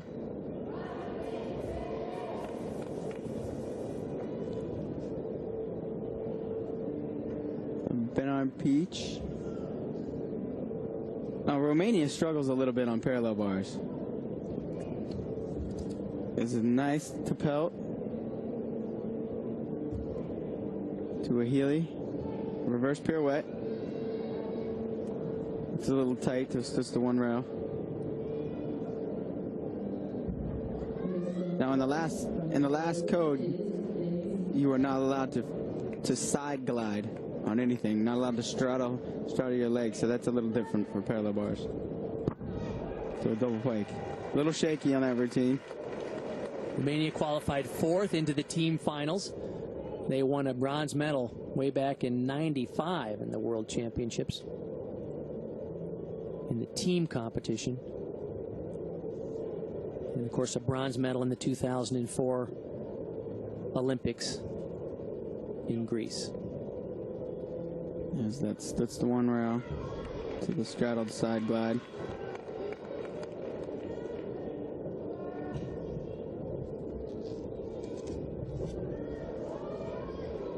Takehito Mori from Japan will be their next vaulter.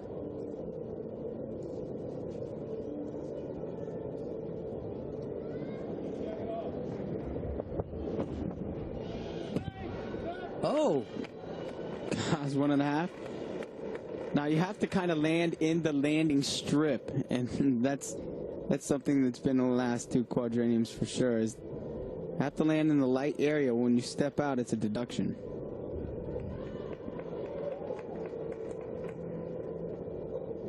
Japan struggled in the qualifying rounds, falling all over the place on their landings. This was their only week event a couple of days ago. And it looks like it will continue to be a week event for them.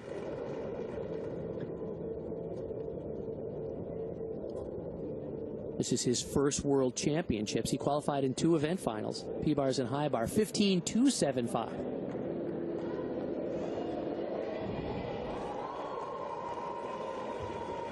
So Japan perhaps squandering a chance to get some high vault scores to move them back up into the top of the standings. We saw Dragulescu do that effortless vault. He is a very complete gymnast, but if he struggles anywhere, it's probably the parallel bars, and I think his high bar is much improved. Very much improved. When I had the chance to work out with them a little bit, high bar looked much better than it had in the past.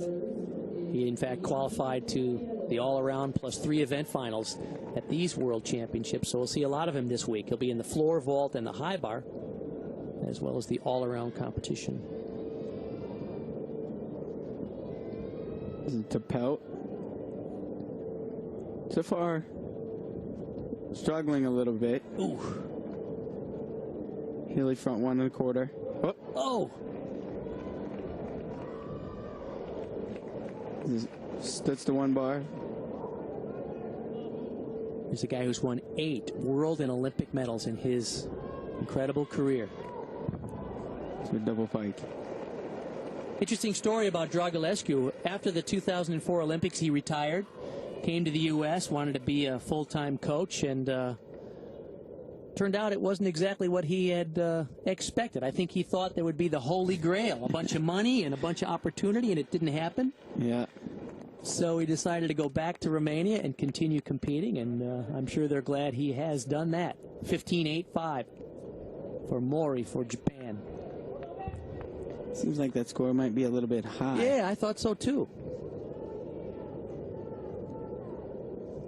But all the numbers are sort of hard to get a pulse on these days because of this new scoring system that everyone, the judges, coaches, and athletes are getting used to now. Oh!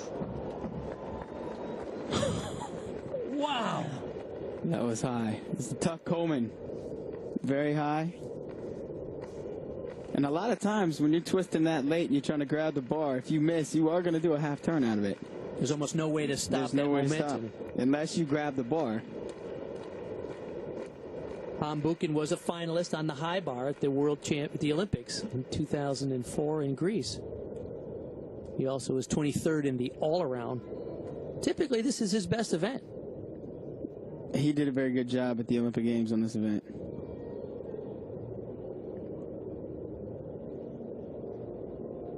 Looks like he's going to try it again. Whoa. Well, you never see a stoppage like that. Layout to Tkachev, straddle to Tkachev.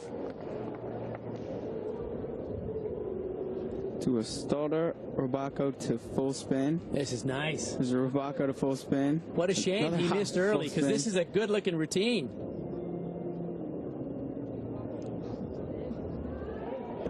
So a nice layout full out. Couple of steps at the end. Good looking routine, other than the mistake at the beginning. He just let go of the bar just a little too late on that Coleman, on that first Coleman. Let's see it right here. Tell you what, though, if you can get that first Dow on, you can always hang on to the bar. Yeah, but if you don't, you end up in the third row of seats up here. And I remember very vividly. Well, actually, don't remember, but I know I hit the ground really hard. I've seen them give you some smelling salts a couple of times on the sidelines. You go down hard from that high bar. I'll tell you right now. Felt like I went through the mat to the podium. Dan Potra now for Romania on the parallel bars. Front right straddle cut to handstand. Romania was second at the European Championships this year in Volos, Greece, to the Russian men. A giant in peach work. This is Stutz to one rail. Straddle glide up. It's pretty much a veteran team from Romania here. There's only one world medalist, Aline Jivan, who was a bronze medalist on the vault last year in Australia, is out with an injury. Otherwise, a very experienced Romanian team. Very good routine right there. Nice, clean routine.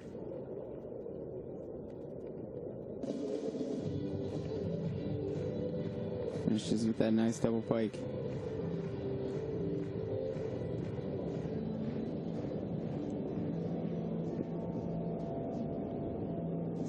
From Belarus on the floor now, Denis Savenkov.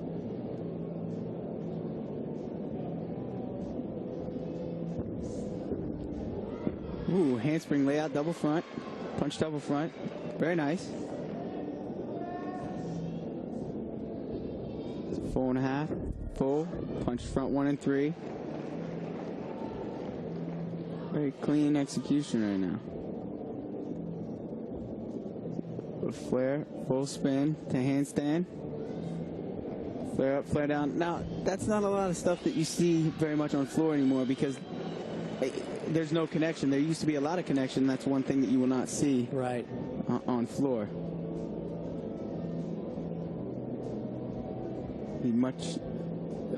A lot more difficult tumbling passes. Laid out Arabian 1 and 3. Many of the top gymnasts will be doing 5 and even a couple, sometimes 6 tumbling passes to get all the difficulty. I couldn't even imagine that. It's just brutal. I will be doing 4. Now this is the flares, the flare spindle. And normally you used to get 2 tenths for a lot of this connection. So you see the flare, spindle, flare to handstand, back down. Then you'll see him flare to handstand once again. And then back down to finish. Every event, there's basically 5 requirements that the gymnasts have to fulfill. They call them event requirements.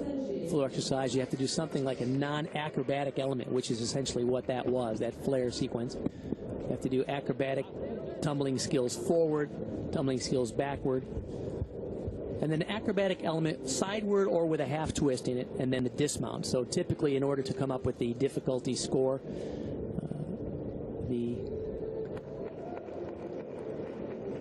additive value of all of those 9 skills plus the dismount basically comprises your score. You see right behind the Chinese gymnast, there's the whole American delegation. Unfortunately, people like Jonathan Horton sitting there watching this meet when he'd much rather be competing. The U.S. men qualifying in 13th place, a big disappointment. It was never a good feeling. Kaz 1.5. Very nice. Very clean. Good execution. China is the youngest team here. Their average age is about 21.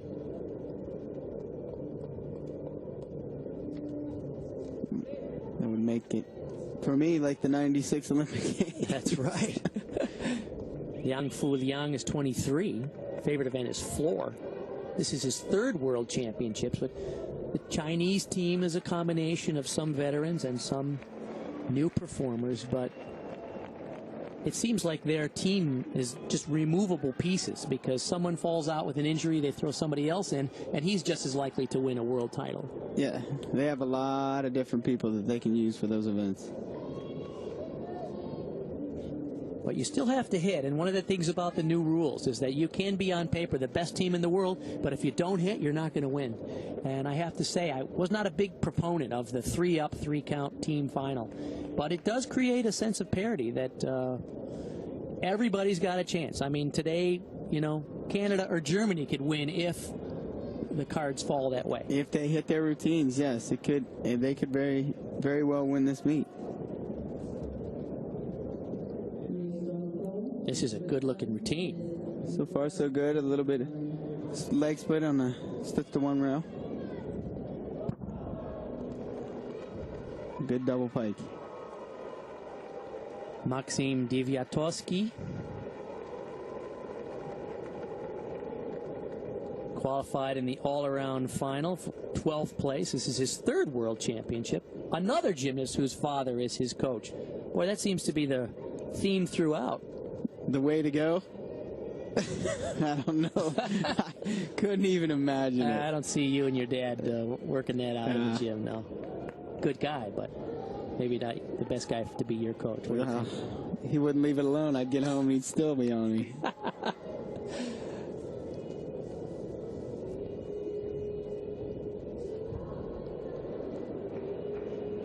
Chen Yibing now, one of the favorites to win an all-around medal here. Nice looking ball. Wow, very nice.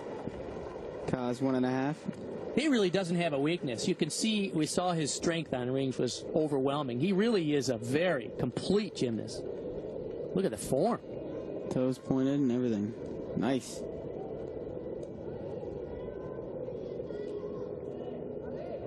The Chinese typically very explosive on this event. Scored a 16.375 in the qualifying round. Big score. Expect something near that today.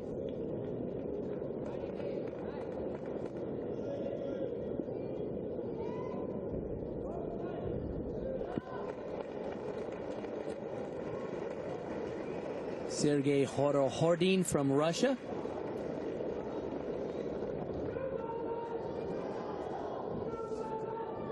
Head coach of the Russian team is Andrei Rodionenko, who has coached many top women as well as men. Very nice peach half handstand, giant double back.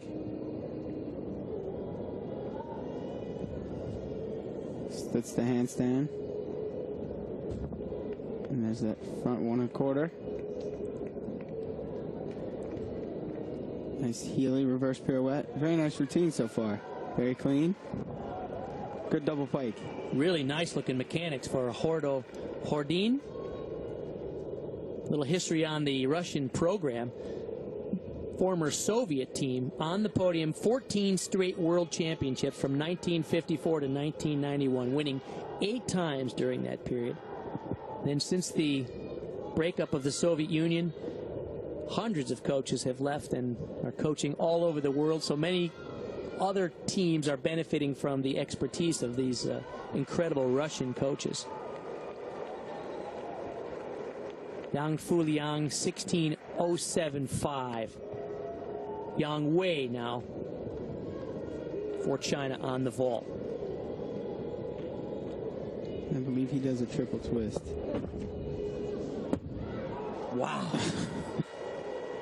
That's incredible. He twists so fast. He kind of drilled it all the way into the ground, didn't he? Yeah, he lands a little bit low, but I mean, it's amazing. He comes off the horse, and it doesn't even look like he's going to. Then he twists. Just fast. Yeah, it's late. Wow.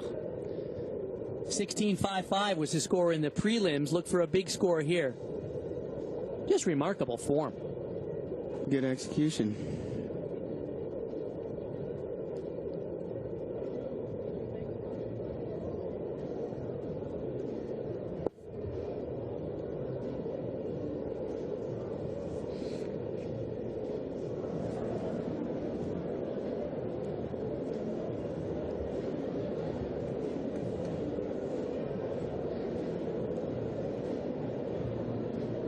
A little bit of a different format for the team finals in the last few years, with 8 teams qualifying, 4 teams going simultaneously.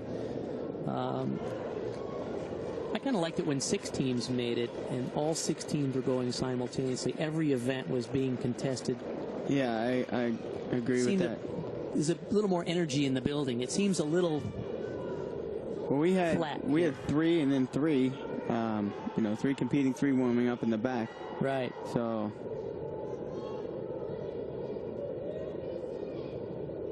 a little differently.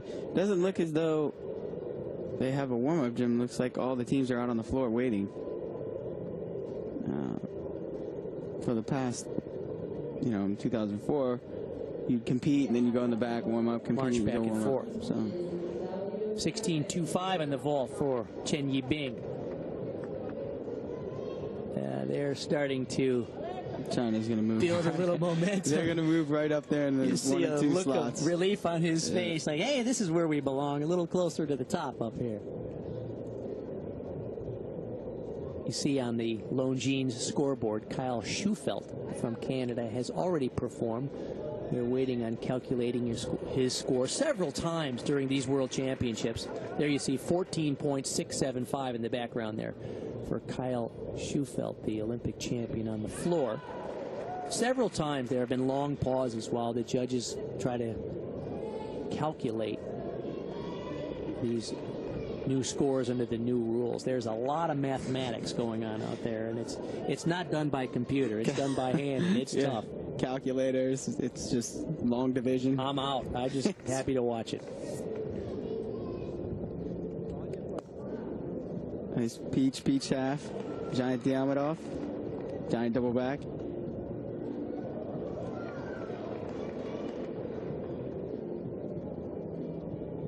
We saw Kryukov on the pommel horse earlier, one of his best events. Parallel bars is the other one of his best for sure. It's Healy. So far, so good. Nice high double pike. Very good routine. See the giant Diamondov and the giant double back. Very nice lines, very clean. Nice high double pike. That should score very well. Kryukov, originally from Voronezh, now lives in Moscow. All the top Russian gymnasts train at a place called Round Lake, Krugloye, which is their national training center. They have a centralized program for the Russian national team. A little bit different than how it's done in the U.S., which is essentially a decentralized program, although you get together for training camps. Do you see any advantages or disadvantages to either way, Blaine?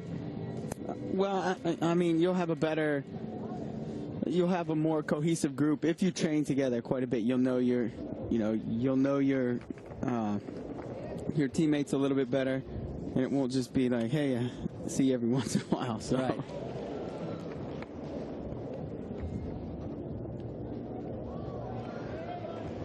Nathan Gafuik from Calgary, the 21-year-old. This is on tape. This happened a little earlier. Oh, everything on high bar nowadays so quick. Doing a lot of starter, Robaco, full spin to eagle. Whoa! Yeah. Try to pull it out. That's the danger of those full pirouetting moves. If you don't quite get it just right, you're in trouble. Lay out, full out. Well, that was interesting. He did an endo in an eagle grip. Comes out of the endo, changes the hand, and tried to do the full pirouette, and that's where he got a little off.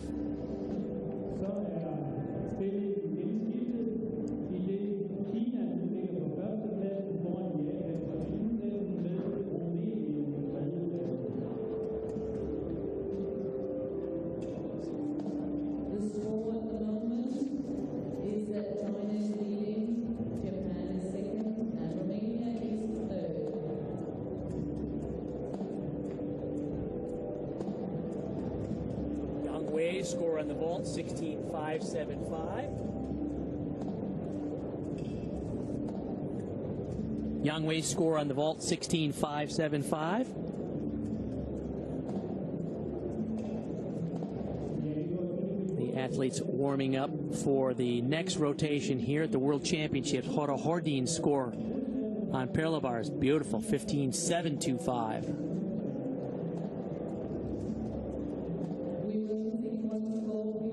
As expected, the deepest teams starting to work their way up in the standings. Deviatovsky, we saw his parallel bars, 15.4.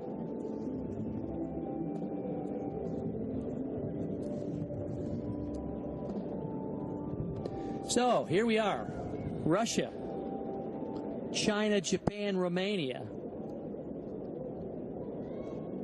This is more what we had expected to see. Canada, Belarus, Germany, and Switzerland. Those are the standings at this point. Russia, China, Japan, perhaps a little bit more what we expected to see. Now, coming into Japan, and China's strongest event was, well, I think their strongest event is parallel bars. These guys are outstanding on this event. yeah, they like the pommel horse. They just own it.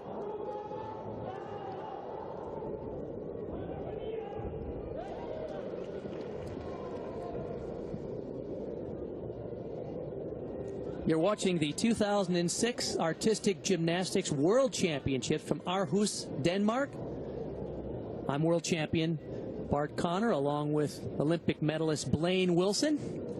We're glad you've joined us for this groundbreaking coverage. We will be covering live gymnastics for 18 hours over the next 5 days.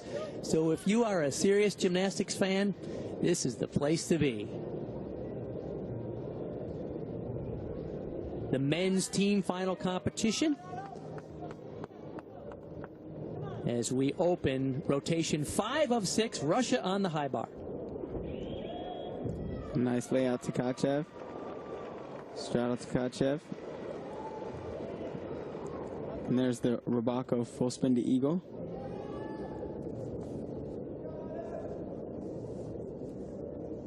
Full spin to eagle to an invert. Very nice, clean routine so far. The Rabako to mix. Indo full spin to mix. Really clean execution. Very nice execution. Oh! Whoa. Now that's a rookie mistake. There's 19-year-old Dmitry Gogotov from Moscow, the youngest member of this team. Boy, going up to that point, it was great. I feel kind of bad for him. Yeah. It looked real nice. He just didn't turn over quite enough on this tap. Opened up a little early. Now Right a there. fall under the new rules is 0.8 of a point deduction. So bad break for Russia on the high bar as China goes to their amazing parallel bar performances. Feng Jing now. Oh, so far so good. Nice peach. Giant double pike. Very nice lines. Diamondov. Or Healy, excuse me. To a giant Diamondov. Nice giant. To a giant double tuck.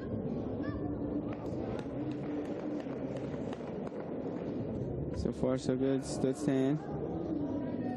Very nice. Nice double pike. Talk about how good this team is. They even have a few of their superstars at home. Olympic gold medalist Li Xiaopeng is not here. 2004 Olympic champion Ten Haibing is not here. And 2000 Olympian Huang Shu. I mean, these are studs for the Chinese team. And they're home with injuries. And yet still, this rather young team of average age of 21 looks amazing. Very nice.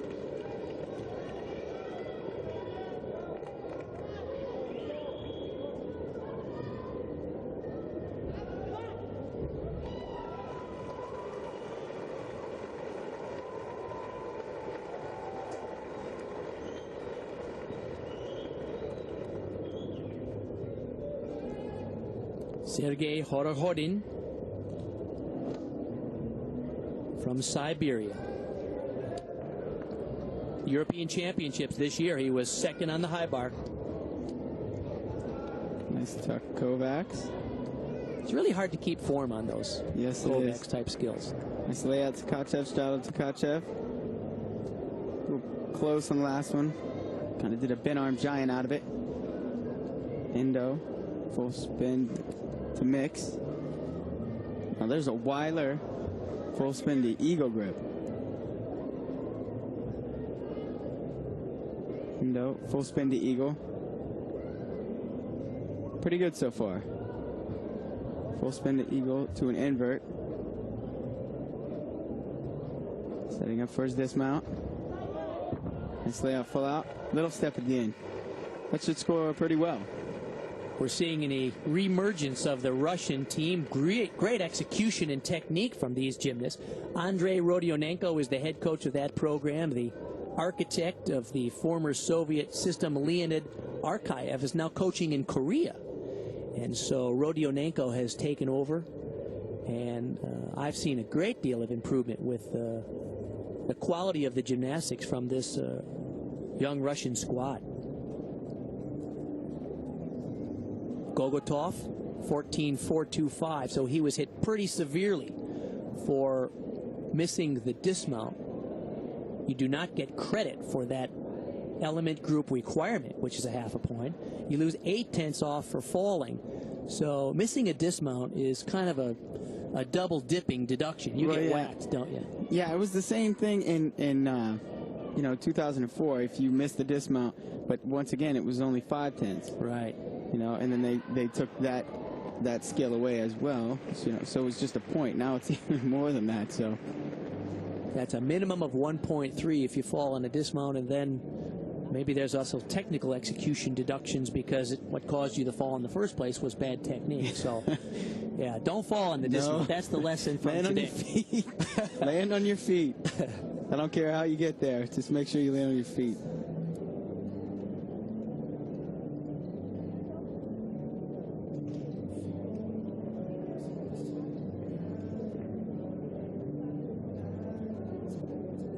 Next up on high bar for Russia is Nikolai Kryukov.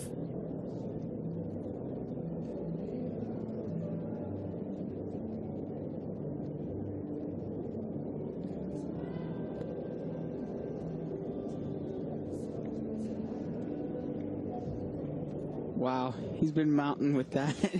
10 years? 10 years. Zarabako to eagle grip. It's a full talk, very nice. To a Gaylord. In bar, full spin to eagle. Hop, full spin to eagle. It's interesting. This routine, even though the rules have changed about 3 times over the last 10 years, this is basically the same routine he's been doing since about 1997. Yeah, I would have to agree. It's almost the exact same routine. So how ironic that go ahead and change the rules, but this is what I'm going to do because this is what I can do. It just didn't matter. That's one of the things that I'm noticing at these championships is that the gymnastics is in many ways similar. The way they calculate the scores is completely different.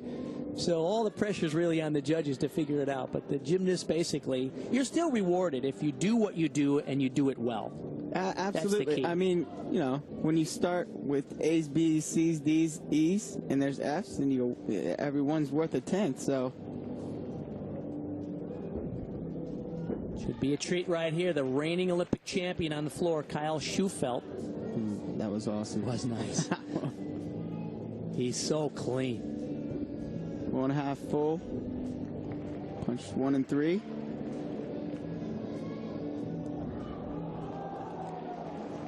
Here's an example. He's done 3 tumbling passes back to back to back. Oh, nice combination. And I would assume that he will do 5 passes. That's right.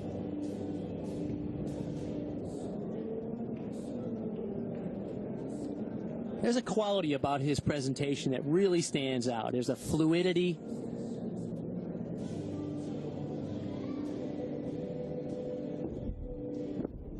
Handspring double full. Very nice.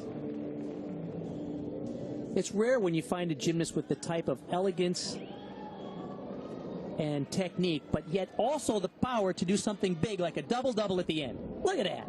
Wow. Pretty big hop at the end, but very good routine. Outstanding. Kyle Schufelt from Canada. You can see why he is the reigning Olympic champion.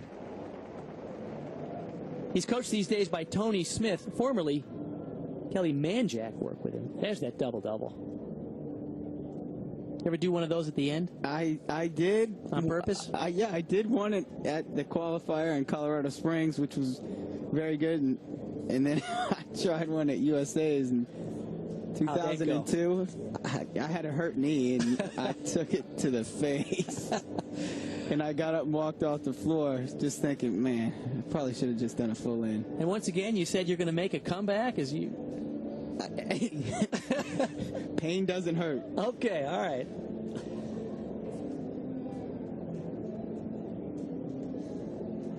The best World Championship team result ever for Canada was 9th in 2003.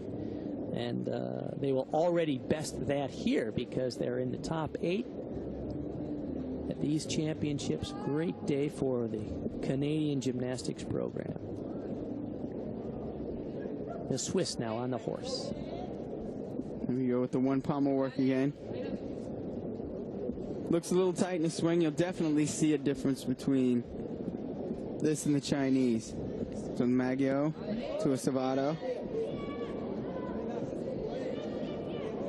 to a Fedorchenko. Now this is more of the swing that I'm familiar with. To a Fedorchenko. You mean putting the arm on it? Yeah, absolutely. Muscle in, horse. Don't swing it. You got to muscle it. That was obviously on tape. The score for Mark Ramsayer, the 22-year-old out of Tiefenthal. Actually, its favorite event is pommel horse.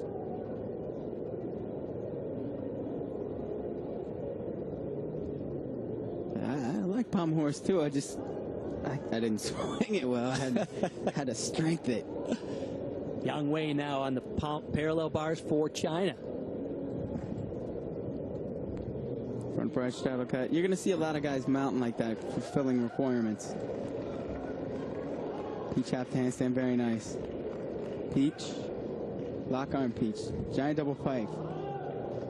Nice. Now it's extremely hard to do those skills over the uprights like he just did. Yeah. To pelt. To a nice Healy. See, giant double tuck. Now a lot of these routines, they are essentially the same. This is the one rail. They might be slightly longer by a trick or two just to get the additive difficulty.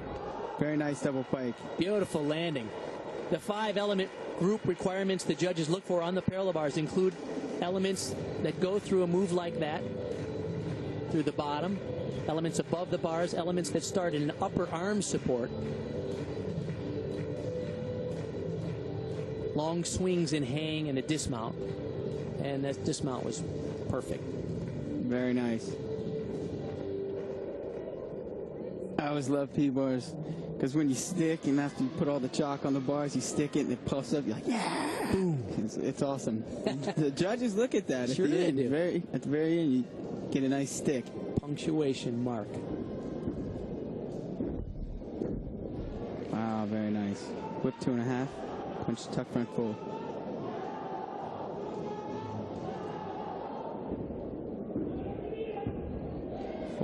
Punch Rudy.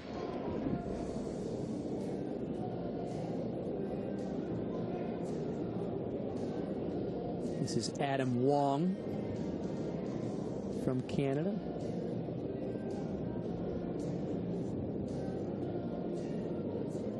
Very nice so far. Scored a 15.225 qualifying round. Very balanced gymnast. Really impressed with him all week long here at the World Championships. Oh. Laid out Arabian 1 and 3. Not a big fan of that. But I think I might have to do one. Dismounts with the tuck full in. Very good routine. He is the reigning Canadian national champion, all-around finalist here. 15.075 for that routine on tape. They still have Brandon O'Neill to perform. See the tuck 1 and 3. There's a lot of skills and ending with rollouts. Don't have to worry about the deduction for taking steps. This right here looks like he almost flared it out too much at the end. He just ducks his head right under. These rollout skills, they get to be a little easier when you can spot the floor. 16.575 for Yang Wei. for his parallel bar performance. Obviously, the high level of difficulty really racking up for the Chinese team on parallel bars, or Romania on the high bar.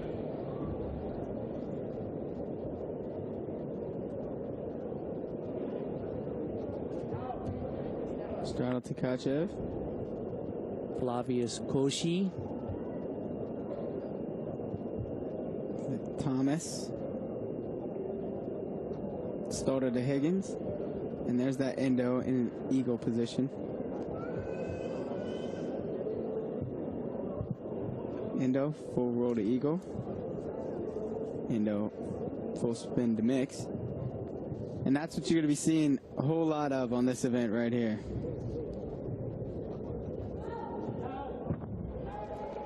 Very nice dismount. Very conservative routine, not a lot of letting go of the bar. Just the Tkachev at the beginning.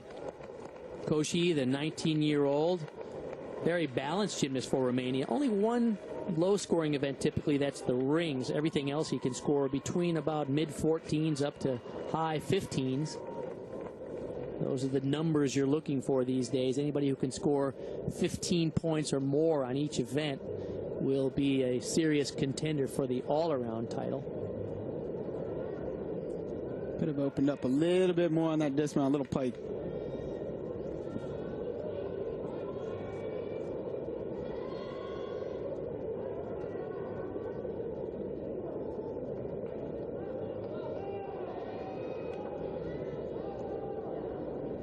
Naoya Sukahara now on the parallel bars for Japan. They've won 12 world team medals, 5 straight golds back in the 60s and 70s. The head coach of the team is now Koji Gushikin, who was the Olympic all-around champion back in my last Olympics, which is 1984.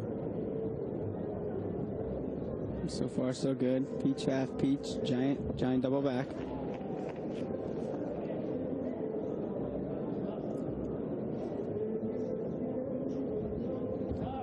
There's a tuck Marsui.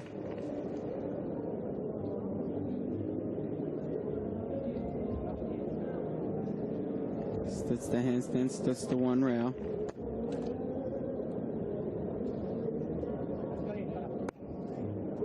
A little bit of an arch. Going back into the middle on that pirouette. Good double pike. Pretty good routine overall. Interesting story about Sukahara. His father, of course, the legendary gymnast, but he was also coached by his father's rival, Nikolai Andrianov, from the former Soviet Union, who moved to Japan and coached there for about 5 years.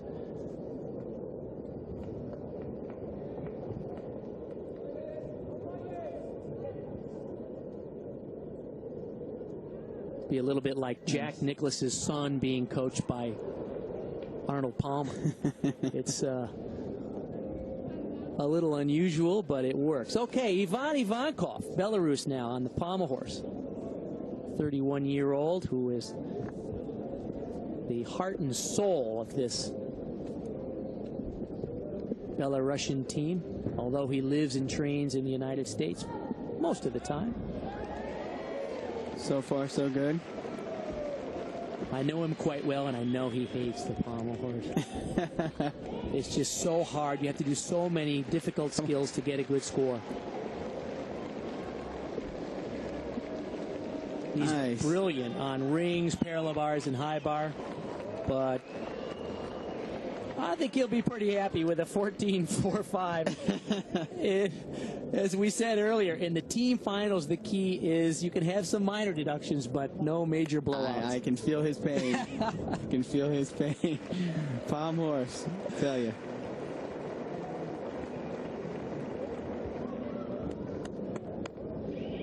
I'd like to take a second to thank the staff at International Gymnast Magazine. They've helped us with a lot of our biographical material and research, in particular Paul Zert, and of course Amanda Turner, Dwight Normal, John Crumlish, and a couple of Belarusian friends of mine, Sasha Kruzhilov, Sasha Ivankov, Ivan's brother, and a couple of Bulgarians who have been contributing to all this biographical material. Christian Ivanov, who's a Olympian from Bulgaria, and his twin sister Simona have also helped a great deal collecting this biographical material. John Crumlish as well.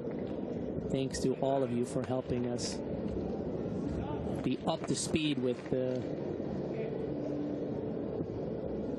all the personal background stories of all these incredible gymnasts. So far, so good.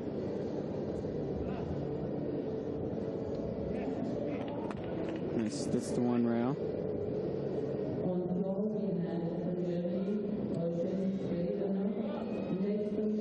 This is an awesome routine. No kidding. Whoa. Couple steps on that dismount. Other than the dismount, I didn't see too many things wrong with this. Very clean, good execution. A little bobble right there.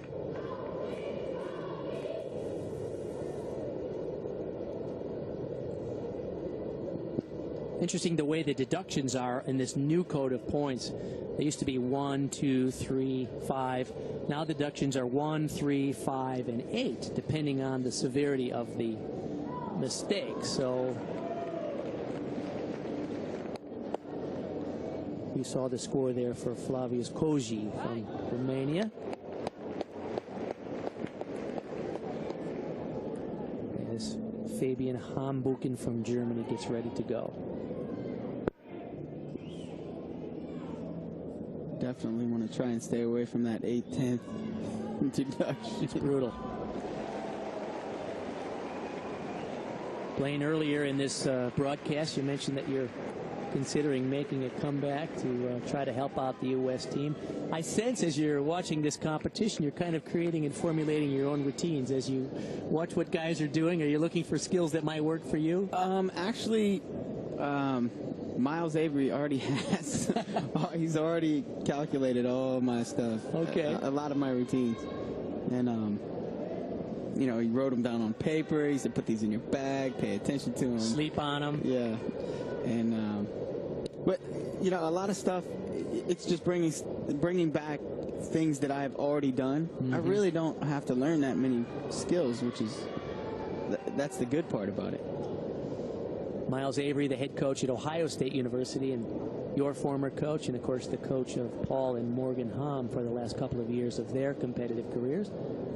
So it'll be interesting to watch the possible changes in the U.S. men's program here in the next couple of years, with the possibility that you'll be back, Blaine, and perhaps even Paul and Morgan Hamm, and who knows, many others perhaps.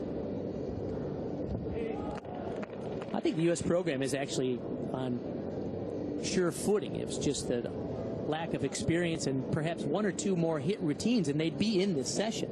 They're only a little more than a point from qualifying into the top 8, and there was a real glut of teams between about 9th and 14th, and the U.S. got stuck just below several teams with similar scores. I mean, that was an awesome routine. I thought he was going to sit down there for a second. We saw Tomita have a rough start on the floor, but Japan really starting to roll here on 3 very good parallel bar routines. Very good routines. 3 in a row for Japan.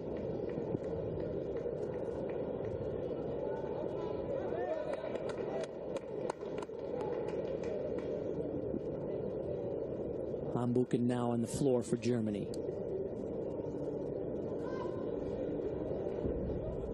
Whoa! Nice! I can't remember when the last time I saw that skill was. Wow. 2.5. Punch layout brandy, punch double full. If I remember correctly, it was Li Yuezhu who did that from China. Yeah. And back in the late 70s. And, out of bounds it looked like. I didn't see the judge raise his... I didn't either. It looked like he was out of bounds. And yeah, it sure did. Let's see if he gets penalized for it or not. It's a 1/10 of a point to have one foot or one hand go out of the bounds. It's not a huge deduction, but they all add up in something like the team finals, where it's going to come down to tenth of a point perhaps separating medalists and non-medalists. Wow. A running dive roll. Yeah, what's up with that? I would figure that he would have done a front 1 and 3 or something like that. To get some difficulty points. Nice full in to finish. That was an unusual composition because every individual skill is added up based on its individual degree of difficulty. So it's kind of a wasted effort to do something as simple as a dive roll to cross the mat. Yeah. I don't know what to say about Maybe he has that. nothing else to put there. You figure you could at least do a tuck front 1 and 3 or something like that down the side. 15.225 for Mori on the parallel bars. Japan performing well over there.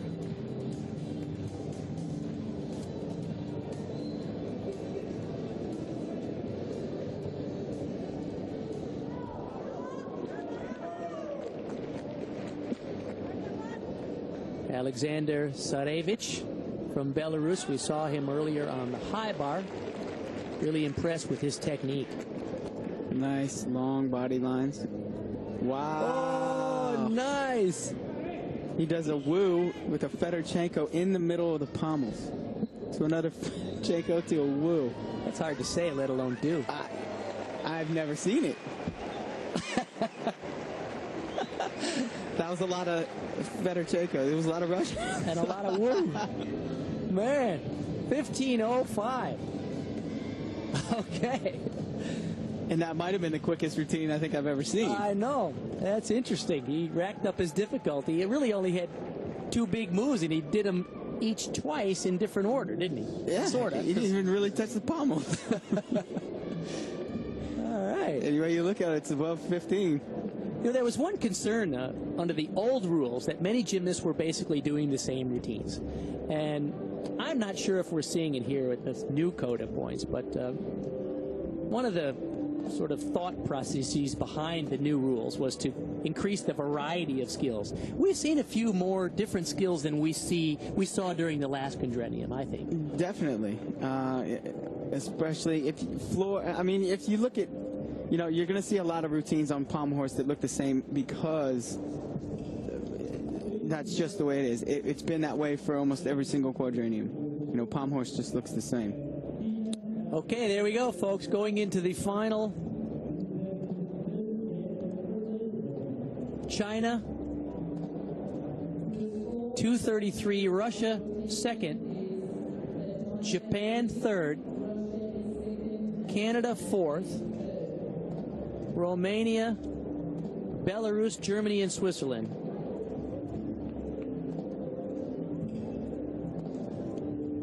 Vault and parallel bars for China. Just outstanding. Even with the mistakes that they had. China and Japan will finish on the risky high bar. Russia goes to the floor. Russia basically a little less than 2 points behind China. 2 points is not a huge separation anymore under the new rules. Yeah. It used to be a big gap. Yeah. Under the 10-point maximum rules. Now when you're looking at scores in the ranges between about 14 and 16, a 2-point separation is not so large. So I guess the key will be to see if China and Japan can hold on to the high bar. Assuming they can do that, they are almost assured of medals in the team competition. We'll wait to see what Russia can deliver on the floor.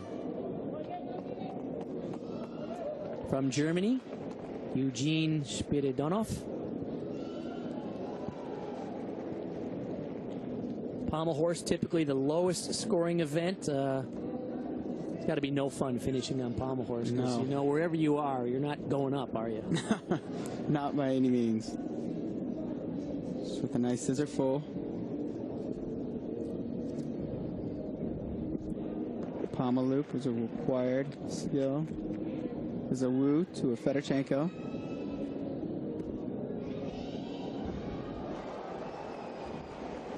to a Magyar, to a Savado. Spiridonov is 24, originally from Chelyabinsk, Russia. He immigrated to Germany in 2001, became a citizen, and has been competing for them for the last few years. His real name is Yevgeny. Pretty good routine. Not too bad.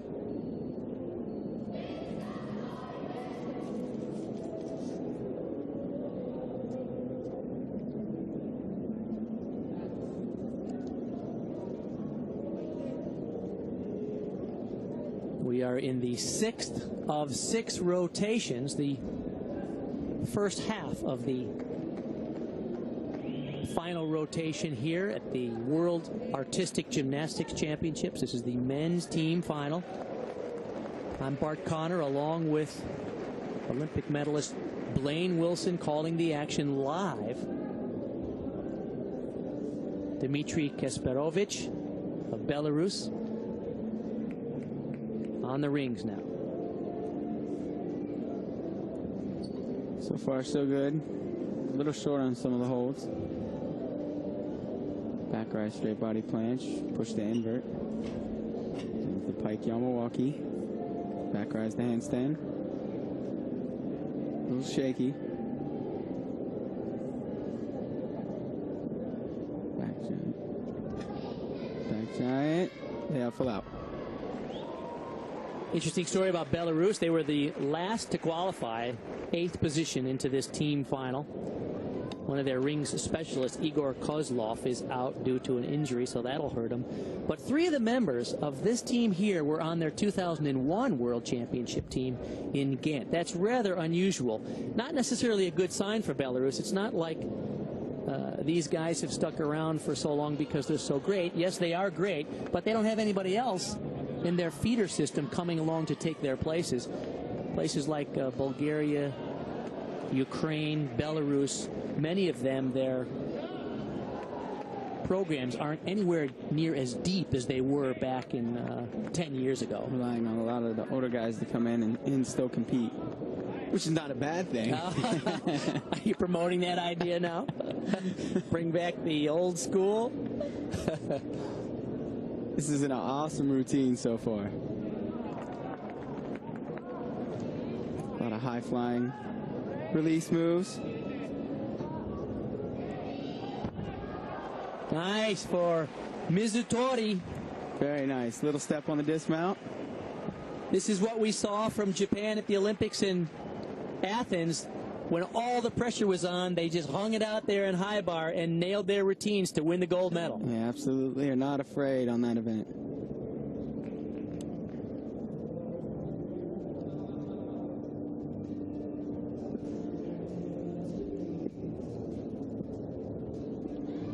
Robert Juckel of Germany.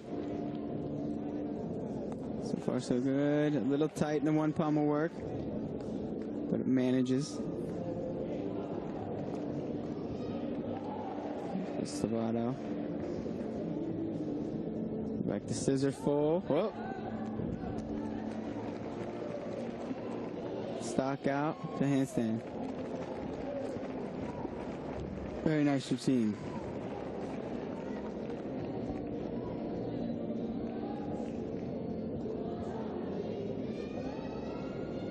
Little problem right there at the end of the scissor full. But he works out of it.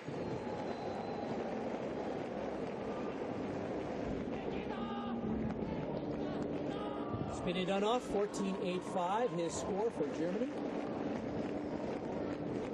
Spiridonov score, 14.85 for Germany.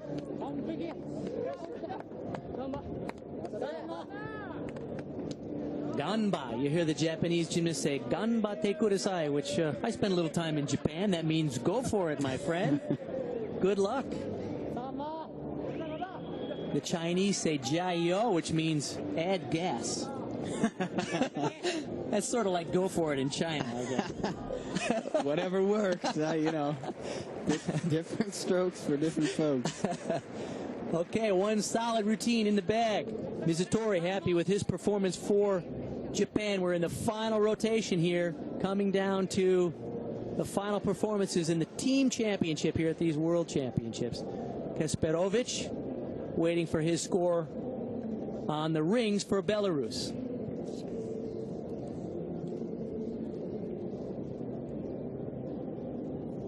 For Romania, on the floor now, Răzvan Salariu.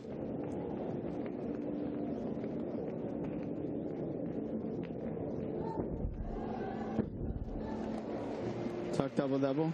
Big hop. 2.5. Punch Branny. Lay out Branny.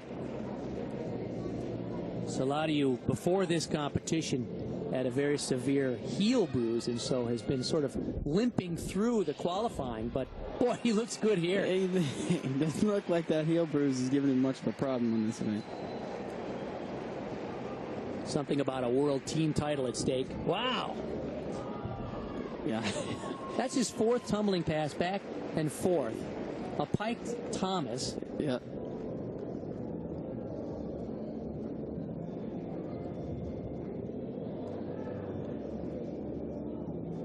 Has a little problem on the wide arm press to handstand.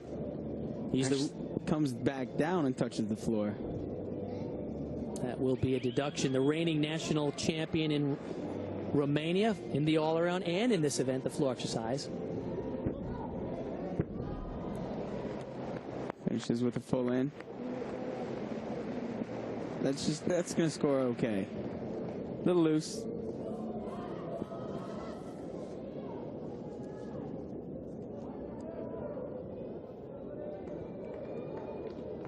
And this guy right here is not afraid to let go of the bar at all.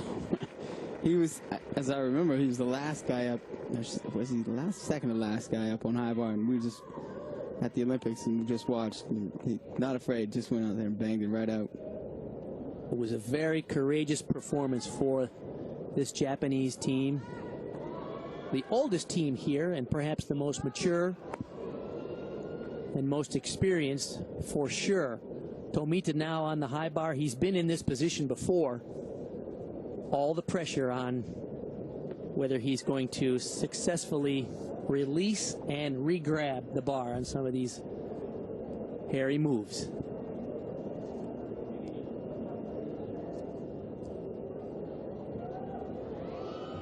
Oh, no! Wow.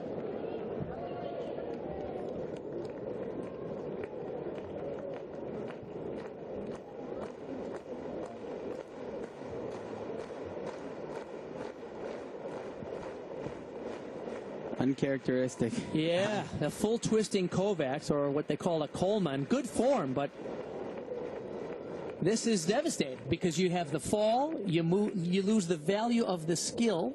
I'm trying to figure out what he's doing right now, because don't you still have 30 seconds to remount the piece of apparatus? You have 30 seconds to remount. He's taking too long. On 25. If you don't get back up in 30 seconds, your routine is concluded. There's a judge over there with a stopwatch making sure you get back up there. He's probably trying to decide whether he has to do the move again. And that's a deduction right there. To pull over? Yeah, you're and not allowed to start like that. And Barbara Baco to mix. As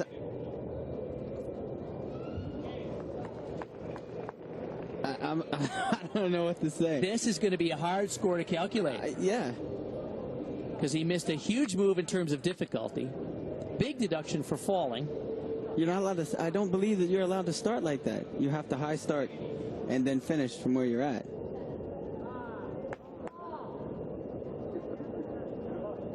Well, this will be interesting.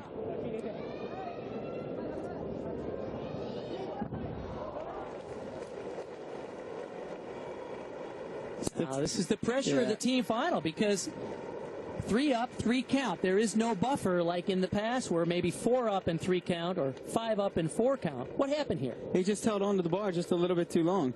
You see he gets a little pull, a little shoulder angle, and jerks the bar right here. Huh. At a 15.625, a very high score in the qualifying round. We'll see nothing like that for Tomita in this team final. Here's Dragulescu Oh, are you kidding me? Lay out, full out, punch front 1 and 3. You can see why he's won the world title on this event twice. That just hurts my Achilles That's tendons just watching all that. wrong. You just have to be Superman to do this. Oh, 2.5. Lay out front full, punch Rudy. Was a little low, had to tuck it out.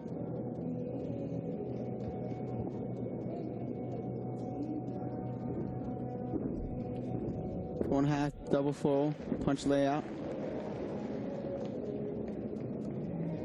That's the tricky thing about those combination tumbling skills. If you live by them, you die by them. And if you're off a little bit, you get enormous deductions for missing the connections, missing the value, the fall, everything, don't you? Yeah, you have to be right on for those skills. Oh, Laid out Thomas. He's done 5 passes. insane. And guess what? Double-double at the end. It's 5 passes. That's nuts. Okay, Got well, springs for legs. little sloppy in a couple of places for Dragulescu. We'll see how his score turns out as we wait to see what they're going to do with Tomita's score. This might take a while to calculate. Yeah, it's going to take a little bit. So Ivan Ivankov on the sidelines. This is clearly on tape, his performance on the rings just a moment ago.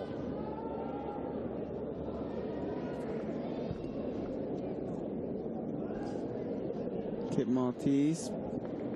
Push to invert. A little short on the Maltese. Back rise Maltese. Push planche. He's getting just a little short on the Maltese. Shoot to invert. Now there's something that wasn't done very much in the last quadrennium was inverts. Based on the fact that if it's not level, they're going to hammer you on it. Right. And you would lose the connection. Yeah, absolutely. But since there's no connection, if you can do a pretty low invert, you Do it. Right. absolutely. All right. Fine competition for Ivan Ivankov. 15.975 on the rings. Way to go. He competed in 4 events in the qualifying round. In fact, qualified for the individual finals on the rings and the parallel bars. Just missed out on the high bar. He'll be an alternate there, so we'll see more of him this week. Ivan Ivankov from Belarus.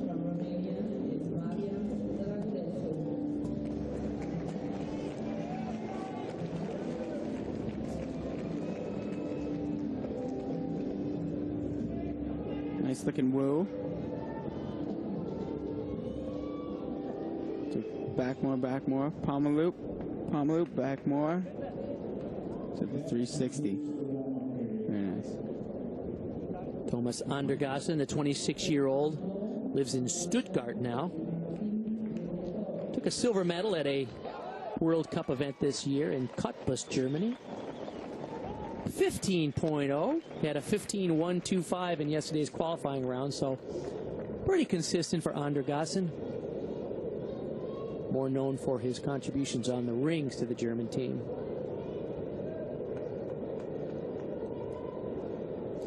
Now, this will be interesting. We have not yet seen the score for Tomita. China now, the final 3 performances on the high bar. Feng Jing, the former world all-around champion, will be first. I've seen a lot of meltdowns on this event. And from China. Especially by China on this event.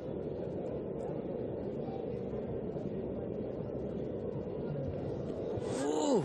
Slaughter Robaco to mix. Full spin to mix. An endo and eagle. Nice laid out Jaeger. Looks like he's swinging so slow. He does. Good layout, full out, good stick. And he did that release move very late in the routine. Typically, the Chinese, it's almost like a national policy. Do 1 release move, and that's it. Yeah. Many other countries do 2 or 3, but it seems to me that they have mandated we're only letting go once. The less you let go of the bar, the less chance you have of coming off. Perhaps smart coaching for the Chinese team.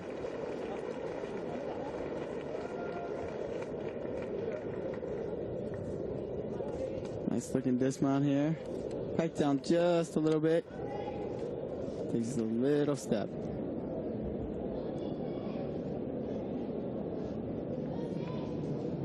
Deviatowski now for Russia on the floor.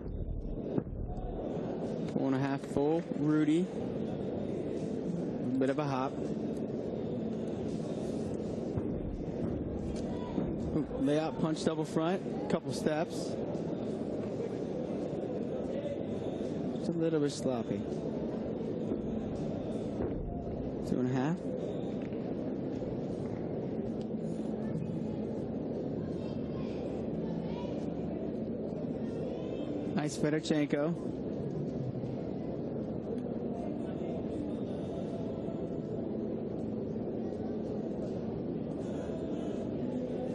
So far, so good. No real major mistakes.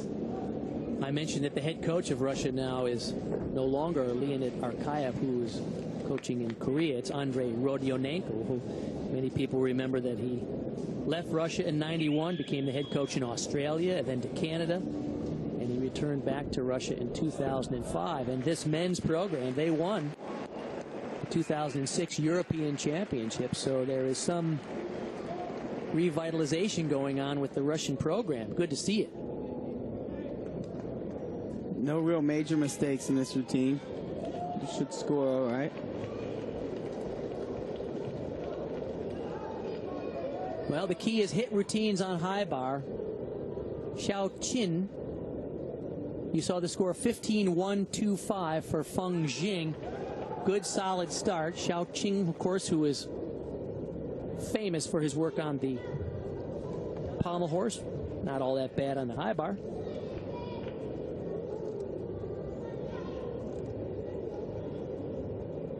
Scored only a 14-2-5 in the qualifying round, however. Layout to Kachev. Oh, getting a little close. Slaughter hop full to mix.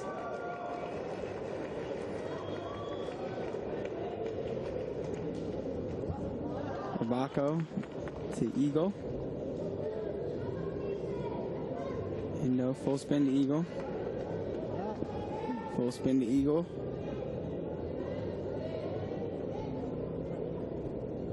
Jam. And he's up there a long time. To an Indo and eagle grip. They're not going to let go of the bar more than once. You're it's right. not going to happen. It looks like that's the strategy, is not let go of the bar. Stay up there a long time. Remember, the skills are added together, the value of each individual skill. It seems very smartly designed routines because they're really not that great on high bar. No, but at the same time, if you can do a lot of skills in the Indo or a starter position, a lot of full spin to eagle, you'll be just fine. And you have the endurance to stay up there all day. He scored only a 14-2-5 in the qualifying rounds, 15-1-5 there, so China looking pretty good with the two performances on the high bar.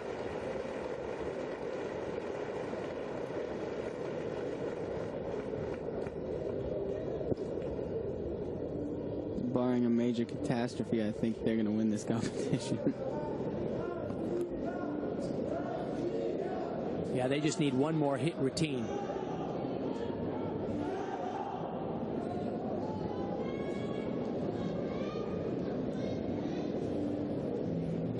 China has been very vocal about expecting the gold medal at the Beijing Olympics in 2008. They were devastated by their disappointment in 2004. So Chinese program definitely on the rise once again. Horo Hordin now from Russia on the floor. 2.5, punch brainy. Very good. A little bit of a mistake right there. 4.5, punch full. I think he was supposed to do a Rudy right there. Little off.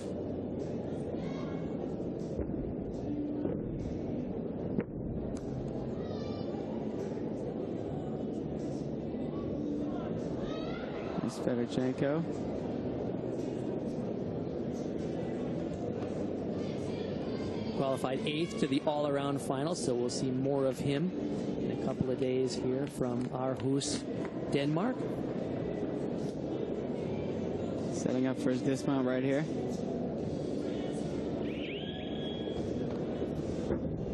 And he's full in. He's a very complete gymnast, isn't he? Balanced everywhere. Yeah, he doesn't seem to really have too many weaknesses. Xiao Qin 15:05.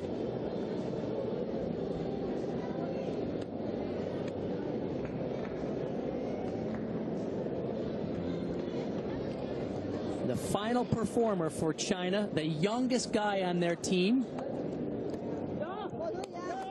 Zhou Kai. Now, if it was me, I don't know if I'd want the youngest guy up. You're not kidding. Last. They got some guts, huh? Last in He's this just competition. 18. This is one of his best events. Scored a 15.375. A lot of pressure on this young man. If he can hit it, he can clinch it for China right here. So far, so good. Half talk. Baco full spin to mix. Indo full spin to mix. Jam. Looks like he's setting up for Jaeger. With a fall, and he falls. Oh. He had the bar in his He had it hand. right there. He short-armed it. Oh, no. Look at this kid. He looks like he's 12. He's 18 years of age. All the pressure on the youngest guy to go up last. Why would you have put him in this position? Oh. I don't understand it. Imagine that team meeting. Okay, you're going to go up last, okay? Oh, my God. Thanks, Coach. I wouldn't have told him until we got there. By the way, you're up last. Okay, this... Well, unless he does it again, he loses the element and the fall. He will not get the credit for a release move, right? He didn't do That's another right. one earlier. I don't understand why they do the release move so late in the routine either, when you're a little tired. No kidding. Uh-oh. Oh. Look at that. That time he did it without the full twist. Why would you do it with the full twist? Just leave it. Yeah, I don't understand that at all. That's a strange bit of coaching. Oh, he sticks the double-double. Now, it's likely that they have enough of a lead it's not going to hurt them, but I don't think it's going to hurt him. you don't want your young guys to have such a bad experience. Yeah, they're still going to win. Yeah. I mean, the bar is right in his hands. Oh, yeah, look at that. Short-armed it. He thought he was going to hit his face. Explain exactly what you mean by short arming. Well, instead of reaching out to grab the bar, you grab it at bent arms because you think it's too close to your face, so you're trying to protect yourself. And sure enough. Ping. Dmitry Gogatov now for Russia on the floor. Very nice. 2.5. Calculating the scores over on the high bar for China. It's likely they still have enough to win this team title, but we'll wait and see. Very hard to figure out the scoring under these new rules. Nice flared spindle, flare to handstand. Flares back down, flare to handstand. Right into a Fedorchenko. Very nice. Unfortunately, no connection bonus with that anymore.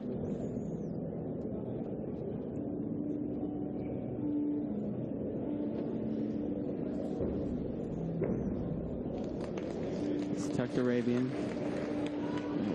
Required element. Always love that bell at the end. It's tucked full in. Pretty good routine.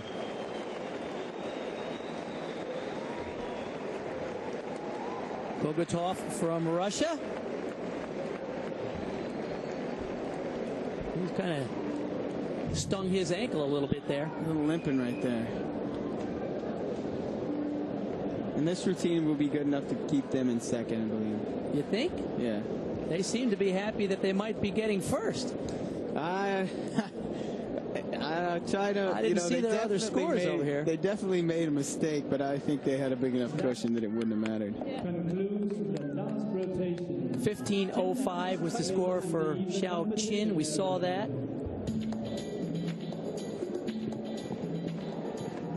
China starts to celebrate. Yeah, they had to have won, I tell you.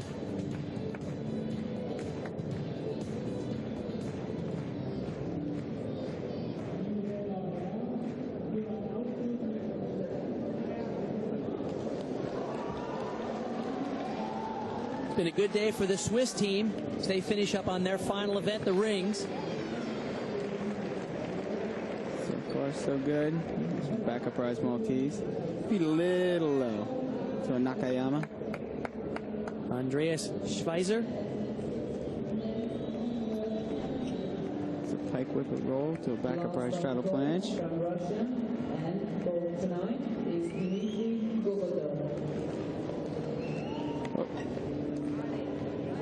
Schweizer's the oldest member of this team at 27.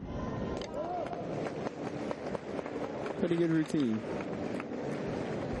15:025 his score for the young man who was 24th in the all-around at the Olympics, and he was a finalist, took 8th place at the Olympics in Athens. China seems to be relieved, let's say the least. Judging by the emotions, it looks like they won.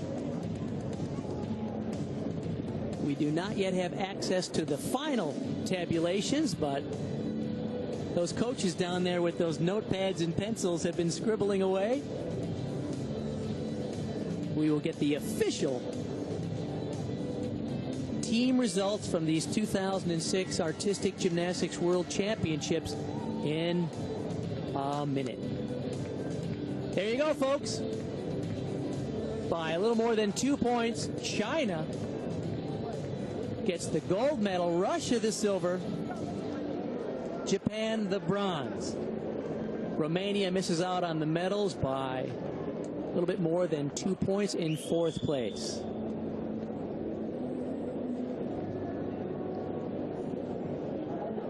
I didn't think that fall would hurt them that much, but how would you even take the chance?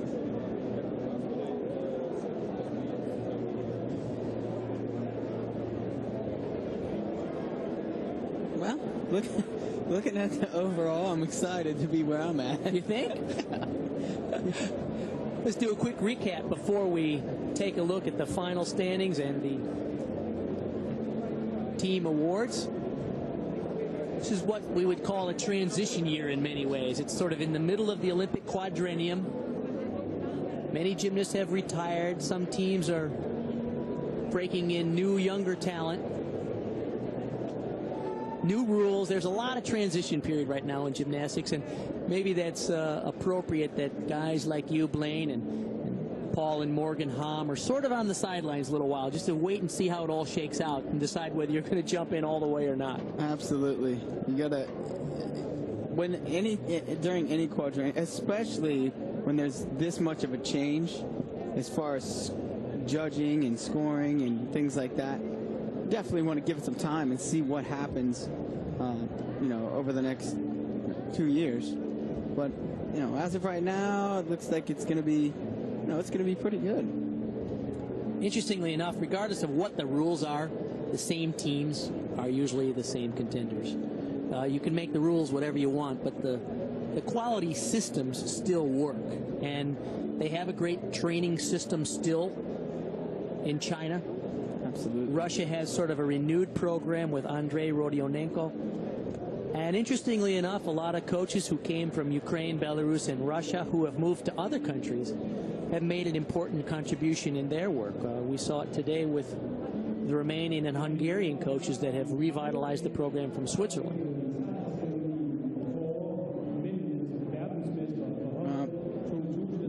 Looking forward to it. Next year is definitely, it's going to be, for the U.S., it's going to be a time that they have to come in and they have to hit. You got to finish in the top 12 to even qualify for the Olympics. Yes, that's another added dimension to the World Championships here in Aarhus. This is the first time they've ever done this. They are basically whittling down the number of teams who can go to the following World Championships next year, which is the qualifier for the Olympic Games in Beijing. So of the teams that were here. 43 men's teams competing. Just the top 24 get to go to next year's World Championships in Stuttgart. We'll, of course, be there with WCSN. The top 24 teams in the world are China, Japan, Russia, Romania, Canada, Germany, Switzerland, Belarus, Spain, France, Korea, Ukraine, United States, Australia, Italy, Puerto Rico, Greece, Brazil, Great Britain, Kazakhstan, Bulgaria, Portugal, the Netherlands, and Latvia. Those are the top 24 teams in the world. Everybody else, and there are about 19 more teams here, unfortunately do not get to go to the World Championships next year, which is the qualifier for the Olympics. Little research from our crack research team. The biggest gainers in terms of team improvement were the Netherlands. They were up 13 places from 36th to 23rd, just enough to get into that top 24. Poland was also one of the biggest gainers, but unfortunate for Poland, they moved from 35th up to 25th in the world. Only 24 make it. Thanks for trying, but you miss it by one. I am sorry to say, oh no, one of the biggest losers, unfortunately, is the United States. 2003, the American men, as you well know, Blaine, you were a part of that team. Oh no, I wasn't. I was sitting watching. Oh yeah, that's right. I was injured. You were injured in 2003. That's right. In 2001, they won. They finished second. Right. In 2003, the American team was second, and they dropped to 13th here. And that's unfortunate for them. Of course, all of this movement is kind of relative because, you know, if you have a bad meet, you can make or break your team standings pretty dramatically the way the score is 3 up and 3 count now. You can still be one of the best teams in the world on paper, but if you are inconsistent, as we saw with the young, inexperienced American team, a couple of misses here and there, and you're out of it. Absolutely.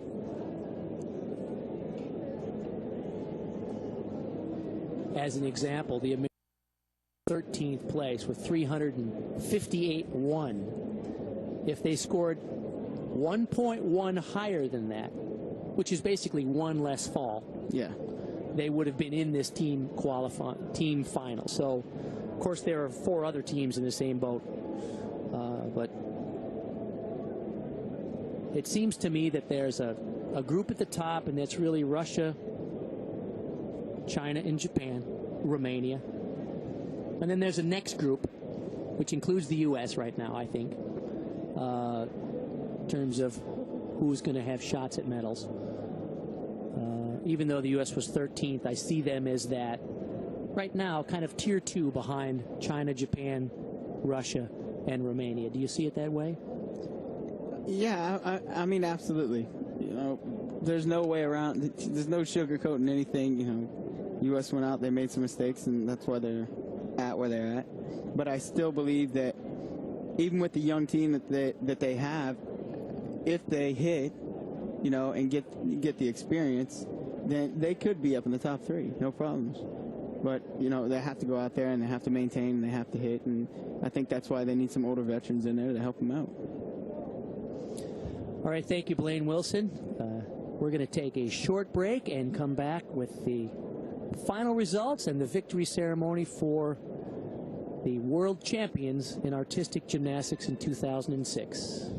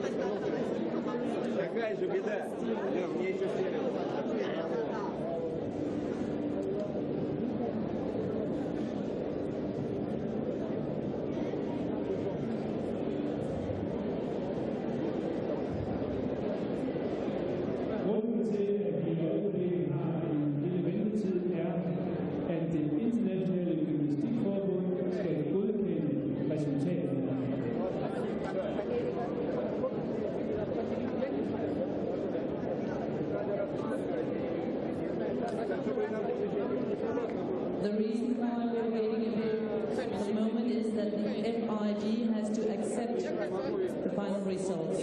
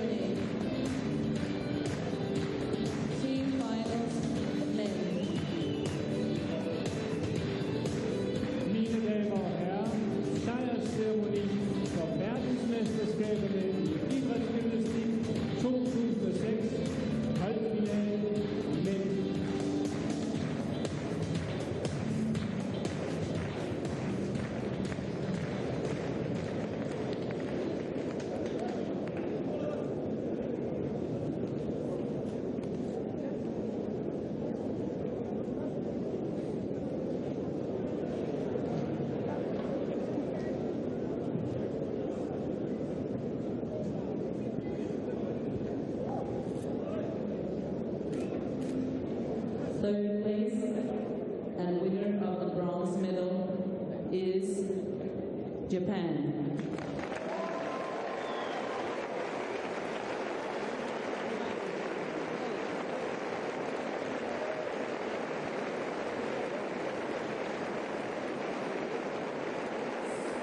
Second place. Let's take a look at the bronze medal team from Japan. Is Russia. The reigning Olympic champions came in here. Second qualifier from the qualifying round. Had a chance to win the championship, but unfortunately, a shaky start on the floor and some costly errors in the last rotation on the high bar from, in fact, one of their superstars, Tomita, cost the Japanese team. The Russian team seemed very pleased with their performance. A rejuvenated program under the leadership of Andrei Rodionenko. And China back on top. Looks good for them heading into 2008 for sure. It sure does. China even has 3 of their superstars at home with injuries. So this team, which is a mix of veterans and newcomers, put all the pressure on their youngest guy with a very challenging routine at the end, and still they had enough with his mistake to hold on to Gymnastics Federation. the championship.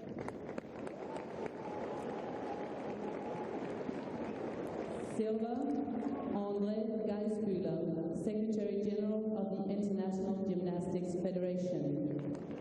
I think one team that expected to contend for team medals was Romania. Absolutely. They were the bronze medalists at the last Olympics in Athens. Finish out of the medals today.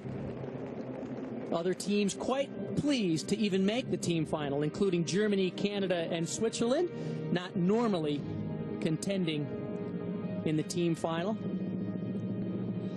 Probably some lessons to be learned by the American delegation, the American men sitting in the stands watching this team competition, obviously feeling fully that they should have been contending for medals today. And boy, what you talk about some talent. Jonathan Horton, Guillermo Alvarez, we'll see some of these. We'll see Alvarez in the all-around finals in a couple of days. Sasha Artemov, a brilliant talent. We'll see him in the all-around finals. We'll also see him in the pommel horse final. Perhaps one of the most unfortunate performances is really for Jonathan Horton. He is one of the most spectacular gymnasts that's come along in a long time, but he just was off during the qualifying round and fell from the high bar. I've been there. I know. You've been there? I know about it. So when you look at the state of the gymnastics in the United States, it looks like the U.S. has the pieces of the puzzle, but not quite enough experience at that World Championship pressure level. Do you remember your first World Championship? What was it like being in there? I got caught looking around quite a bit. Yeah. Johnny had to smack me in the back of the head. Pay attention. We're over here. I said, there's a lot of good guys here. So you're one of them. Get over here and pay attention. I had the same experience in my first Olympics. All the guys I read about in International Gymnast magazine, all of a sudden I'm like competing with them going, wow, I forgot what I was doing. Yeah, it was not good. That's exactly what I did.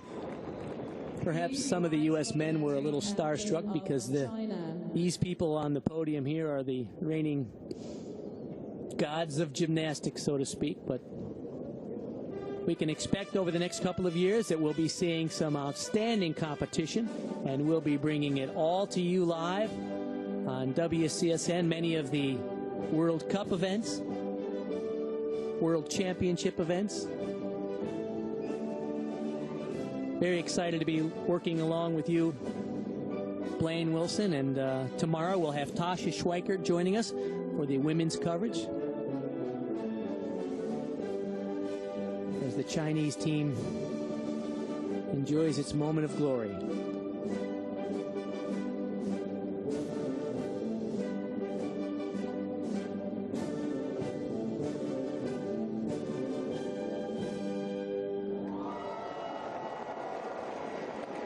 That does it from the 2006 Artistic Gymnastics World Championship Men's Team Final.